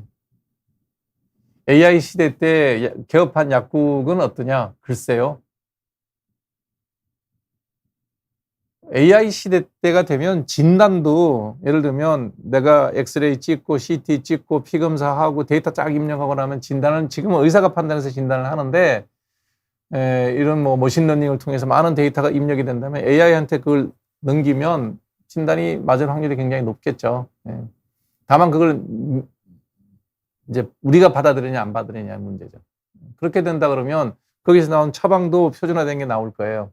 그 표준화된 처방을 의사를 믿을래, AI가 판단하는 걸 믿을래, 소비자한테 이제 환자죠. 그러니까 의료 소비자가 결정할 수 있는 권한을 주고 선택한다 그러면 그걸 할 거고. 그 다음에 그거를 약국에 간다 그러면 약사가 꼭 있어야 되나요? 그냥 그 데이터를 입력을 하면, 받은 처방을 입력하면 자동으로 약이 만들어져 나오는 게 어렵지 않죠. 예. 그래서 AI가 발달되면 없어질 직업 중에 변호사, 의사도 들어 있습니다. 수술하는 의사 빼고 나면 과연 뭐 내과가 필요할 거냐는 얘기가 나오고 있죠. 다만 그걸 우리가 받아들일 거냐 안 받아들일 거냐의 문제예요. 여러분들한테 이제 AI의 진찰 시스템이 완비되어 있으니까 의료 소비자, 환자가 원하고 환자 보호자가 원하면 AI의 진단을 믿고 그 처방을 따르겠다고 하고 그거를 허용을 해버리는 제도가 만들어지면 이제 나는 기존 의사한테 갈 거야 라고 하는 선택을 할 수 있는 자유를 준다 그러면 점점 AI 쪽으로 가지 않을까요? 라는 생각이 드네요. 예. 피부과 진찰도 매한가지죠. 이 사진 찍은 기록들을 AI를 통해 갖고 머신러닝을 통해서 AI에게 많은 데이터가 들어가면 이런 모양은 무슨 병이다, 뭘 약을 발라야 된다, 뭔 약을 먹어야 된다 라는 표준 처방이 만들어질 거고요. 그거는 뭐 컴퓨터 기억 용량이 점점 늘어나고 그러면 뭐 그 머신러닝이 어렵지는 않을 거고 그렇게 되면 진단과 처방이 가능하겠죠. 그러면 뭐 피부과에서 할 일이 없어지겠죠. 예. 무좀 치료를 바르고 있는데 무좀 아닌 거죠. 그러니까 무좀 진단을 받고 무좀 약을 바르잖아요. 그러면 한 1주, 2주 지나면 증상이 확 좋아져요. 진단이 잘못됐을 거예요. 이걸 갖고 이제 의사를 탓하지는 마시고 설명을 제가 드릴게요. 우리가 어떤 병변을 봐요. 어떤 병변을 눈으로 딱 봤는데 그 병변에서 이게 습진일 수도 있고 무좀일 수도 있어요. 습진일 수도 무좀일 수도 있어요. 그러면 정확한 진단을 원하면 뭐 균 검사를 했어요. 균 검사에도 안 나와요. 그럼 조직 검사도 할 수 있어요. 근데 그것보다는 그냥 좀 쉬운 방법이 뭐냐? 무좀약은 발라도 효과가 없어요. 습진에 무좀약을 바르면 효과는 없어요. 효과는 없지만 부작용도 없어요. 그래서 저 같은 경우에는 발진이 몸에 생겼어요. 무좀일 수도 있고 습진일 수도 있어요. 아주 정말 그 애매모호해요. 그러면 어떻게 하냐? 그럼 환자한테 설명할 때 일주일간 무좀약을 발라봅시다. 일주일 지나고 난 다음에 병변이 호전이 되면 무좀약을 계속 뭐 한 달, 2달 정도 바르면 됩니다. 일주일 뒤에 호전이 없으면 제 진단에서 두 번째 생각하고 있는 습진입니다. 습진약 드리면 돼요. 그런 단계일 거예요. 푸바오 사랑님한테 약을 그때 무좀약을 먼저 준 거는. 병변 자체가 굉장히 애매하다. 그러면 무좀약을 먼저 줘요. 왜냐하면 스테로이드는 발랐을 때 효과가 없으면 부작용도 있거든요. 근데 무좀약은 발라서 효과가 없으면 그냥 아무 부작용도 없어요. 부작용이 없는 걸 먼저 한번 써보고 이걸 우리가 이제 진단 목적의 치료 처방, 진단 목적의 치료라 그래요. 해보고 효과가 없다. 그러면 습진이죠. 이제 병원 가시면 병원을 바꾸지 마세요. 단위된 병원에 가서 딱 보여드리면 그래서 지금 이제 했으니까 스테로이드로 바꿔줄 거예요. 그거 바르면 되죠. 어디 병원 갔는데 상담실장이요. 그 상담실장의 말을 믿으면 여러분들은 아무런 그 환자로서의 보호, 환자 보호를 못 받습니다. 실장이 그때 그래서 이 수술 받았어요. 그러면 환자 책임이 반 있어요. 정상 아닙니다. 상담은 주치, 예를 들면 성형이라고 치면 내가 성형하는 주치이면 저와 상담하고 제가 시술하는 걸 받으시면 돼요. 근데 상담실장이 실장하고 내가 보고 수술하시기로 했어요. 그러고 이제 수술하죠. 그러면 잘못됐을 때 여러분들은 한 자기 책임, 환자 책임도 30-40% 정도 있어요. 그러니까 상담실장은 메디컬 코디네이터에서 의사의 처방에 대해서 다시 한번 설명해주고 뭐 수술의 주의 의미를 설명해주고 하는 그런 거는 필요할지 모르겠지만 어떤 수술이 좋다 이거를 상담실장이 결정하지는 않아요. 예.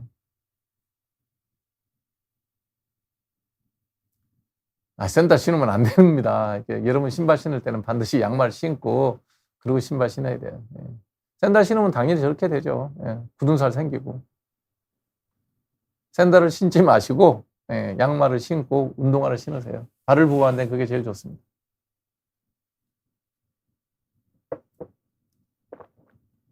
MBC가 국민세금으로 운영되나요? 아니요. MBC는 그냥 그 광고로 운영됩니다. 회사이기 때문에 여러분들이 내는 저기 뭐라 그러죠? 시청료도 안 들어갑니다.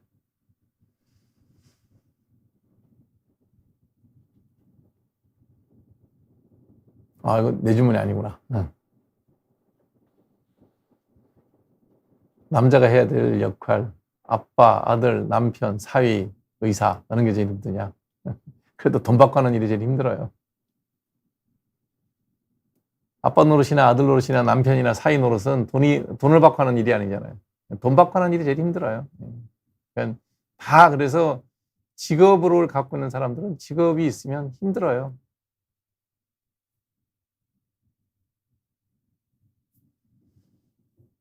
여러 쌍꺼풀이 생겼다. 그거 성형외과 쌤이랑 상의해 보세요. 이게 이제 여러 겹 쌍꺼풀이 아니고요. 아마 나이가 들면서 얇은 눈이라서 눈꺼풀이 처지면서 여러 겹이 졌을 거예요. 아마 이거 땡기는 수술을 하자 그럴 것 같은데 예, 성형외과 쌤하고 상의를 해보셔야 돼요. 예, 눈이 제일 안검, 예, 눈꺼풀이 제일 노화가 빨리 와요. 얇고 피지선이 없고 그래서 피하지방도 없고 그래서 그거는 이제 쌍꺼풀을 잘라내는 그걸 하자고 할 거예요. 현재 2,000명 정원하는 이런 무리한 수를 두면서 발전적인 방향으로 갈 가능성은 제로에 수렴하죠. 예. 엉망진창이 될 겁니다.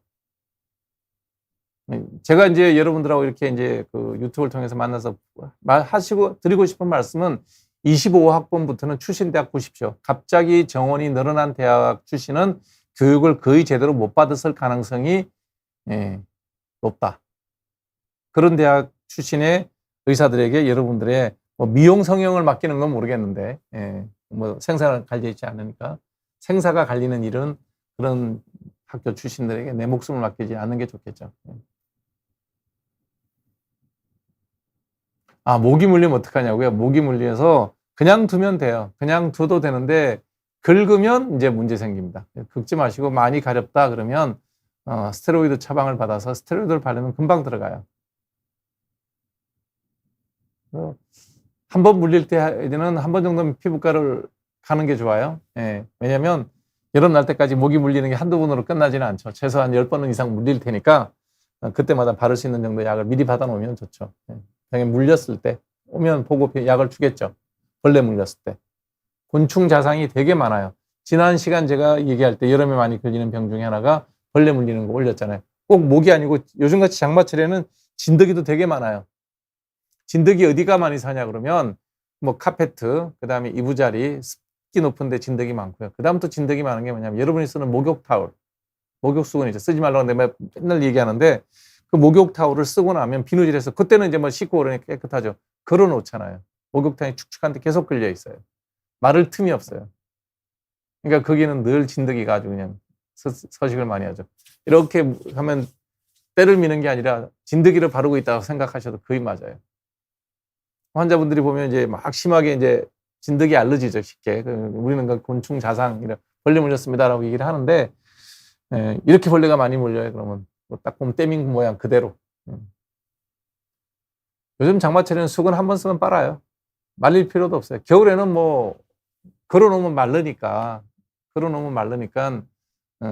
바로바로 바꾸지도 않아도 되지만 내 속은 나 혼자 쓴다고 치니까.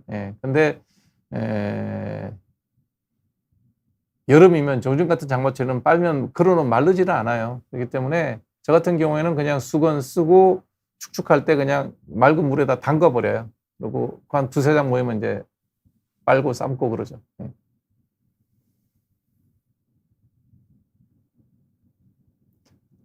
소분해 주는 거요. 이게 왜 소분해 주냐 그러면 저 같은 경우에도 소분을 해 주는 게 스테로이드 같은 게 대개는 소분을 해요. 왜 소분을 하냐 그러면 이제 스테로이드 단계 1단계부터 5단계. 그러니까 약한 거, 중간 약한 거, 중간 센 거, 센 거 이렇게 되게 그 그레이드를 1번부터 5번까지 나누거든요. 근데 이게 20cc 포장 단위로 나오는 게 있는데 120cc, 200cc 이렇게밖에 안 나오는 약이 있는데 꼭 써야 돼. 근데 요거 한 20cc, 10cc만 갖고 한 3일만 바르면 끝날 것 같아. 일주일만 바르면 끝날 것 같아. 그러면 120cc면 이거 약 유효 기간이 보통 개봉하면 6개월이거든요. 6개월 안에 쓸 일도 없고. 그래서 이제 할 수 없이 그 약 줄 때만 소분을 하죠. 이제 예를 들면 대표적인 게 데스오엔 같은 거예요. 데스오엔 같은 게 120cc인가 그래요. 이 사이즈가. 그걸 얼굴에 요만큼만 바르면 되는데 10cc, 20cc면 되니까 좀 소분해 쓰라고 그러죠. 처방을 그렇게밖에 할 수가 없죠. 그 다음에 뭐 락티케어 같은 경우도 60cc거든요. 이거 얼굴에 바르는데 한 일주일 바르면 되는데 나머지 다 버려야 되는데. 그러니까 이제 그런 경우에도 소분해서 주고. 짧게 조금만 쓰고 끝낼 수 있는 병이면 소분할 수밖에 없는데 사실은 제약회사에서 그거를 10cc, 20cc짜리, 60cc짜리, 120cc짜리 똑같은 성분을 다 만들어서 내놔야 되는데 제약회사는 또 제약회사도 자기들 입장이 있으니까 그렇게 못 만드나 봐요. 반대로 무좀약 같은 경우는 저는 뭐 100g씩 줘요. 튜브 하나가 15g, 20g이니까 4개, 5개씩 준다고요. 왜? 계속 발라야 되거든요. 대신에 이제 확실히 무좀일 때, 확실할 때 이거 다 바르시고 석 달 뒤에 봅시다. 이렇게 되는 거죠. 그럼 많이 주는 거죠. 예를 들어서 데스오엔 120cc 같은 경우에도 온몸에 지금 아토피가 있어요. 통으로 주죠. 뭐 계속 발라야 되니까. 모자라니까. 그래서 병변이 작고 짧게 쓰는 건 소분해서 쓰는 거예요.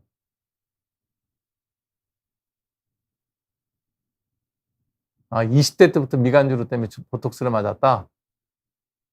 한 6개월에서 6개월마다 맞았겠죠.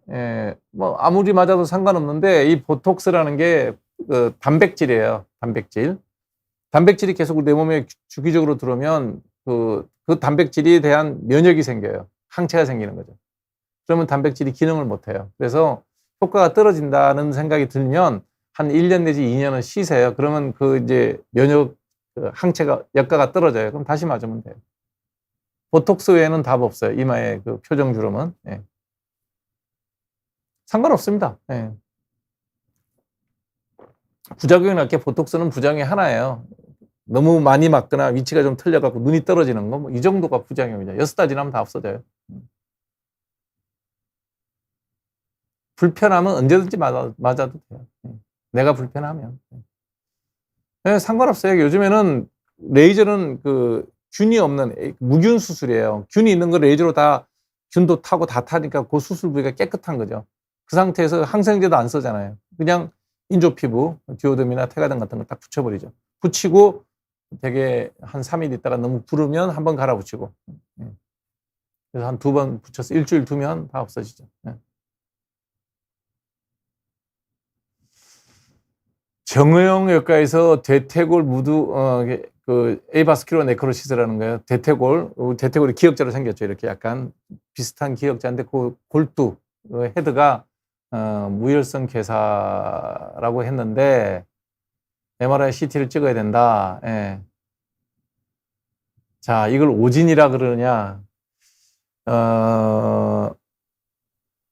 대퇴골 무혈성 괴사라는 진단에 의심이 되니까 찍으라 그랬겠죠? 그냥 일반 엑스레이에서 수술 여부를 결정하려고 그러면 MRI나 CT를 찍어서 확인해야 되겠죠. 그래서 일반 관절염이라면 다행인데 이걸 갖고 오진이라 그러냐? 이걸 갖고 우리가 오진이라 그러지는 않죠. 오진이라는 건 그걸 하고 수술까지 갔을 때 수술해서 열어보니까 뭐 그냥 단순 염증이야. 이렇게 되면 오진이라 그러죠. MRI, CT까지가 진단 과정에 들어가기 때문에. 예. 다행이죠. 뭐. 그래서 정확하게 MRI, CT 찍어서 무혈성 괴사는 아니고 수술할 병이 아니고 관절염이니까 약 먹자 그랬겠죠. 예. 그러면 뭐 오진이 아니라 프레임 필름 가지고 모든 걸 진단할 수 있다. 그거는 뭐 의사한테 너무 많은 걸 요구하는 거예요. 그거밖에 없을 때였다면, 예를 들어 우리가 이제 CT나 MRI가 없으면 프레임 필름 일반 엑스레이 찍어갖고 무혈성 괴사다 그러고 진단해서 수술을 했는데 보니까 이제 아무것도 안 나오고 그냥 관절염이다. 그러면 이제 그건 오진이라고 보는 거죠. 이거는 진단 과정 중에 더 좋은 진단 장치가 있어서 진단 장치로 CT 찍은 게 억울하다. 이거 갖고는 오진이라 그러진 않죠. 정밀한 진단을 한 거죠. 이 정도까지 요구하면 정형외과 의사들은 환자 못 보죠. 그러니까 기술을 알려면 이었을 수 있고 보다 정확한 진단을 알기 위해서라고 얘기했던 그 말의 차이일 뿐인데 그걸 갖고 오진을 얘기하는 것은 저는 노무현님께서 너무 지나치다라고 생각이 듭니다. 오진이라고 얘기할 수 없습니다. 네, 제 생각입니다. 정형외과 의사는 아니지만, 네.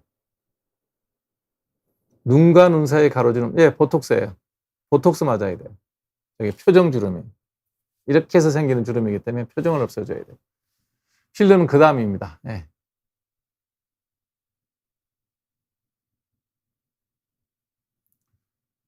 건선을 팔봉님 여기서 저한테 요거 갖고 답이 좀 짧을 거예요. 여기 비욘디에서 건선이라고 치면 자세한 강의가 몇 개 올라와 있을 겁니다. 저 말고 서울대 정진원 선생님이 올린 것도 있을 거고 몇 개 있을 거예요. 그래서 자세히 들어보시면 치료를 알 거예요. 이거는 자가면역 질환에서 완치라는 개념은 없습니다. 이제 우리가 병을 얘기할 때 큐어, 그러니까 완치죠. 예를 들면 맹장염이 걸렸어요. 수술했어요. 떼어냈어요. 완치예요. 맹장이 두 개가 없거든요.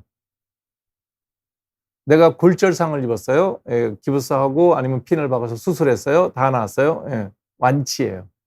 근데 그 외에 나머지 질환들은 다 큐어러블한 질환은 별로 없어요. 다만 컨트롤러블 해요. 우리는 그것도 치료가 됐다 그래요. 치유가 된 거죠. 예를 들면 고혈압 유전이에요. 고혈압 약을 계속 먹으면 혈압이 안 올라요.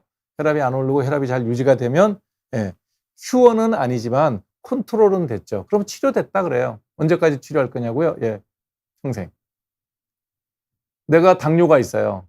당뇨가 있어서 이것도 옛날에는 당뇨로 합병증으로 다 돌아가셨어요. 세종대왕도 뭐 여러 가지 문헌을 검토해보면 당뇨가 있었던 것 같아요. 당뇨 합병증이었던 것 같은데 그때는 약이 없었죠. 돌아가셨죠. 치료 못한 거예요. 요즘엔 당뇨 환자들이 뭐 아무리 돈이 없어도 의료보험 다 되기 때문에 치료를 받을 수 있어요. 먹는 약도 있고 인슐린 주사도 있고 삭센다도 있고 위고비도 있고 그게 다 원래 당뇨 치료제거든요.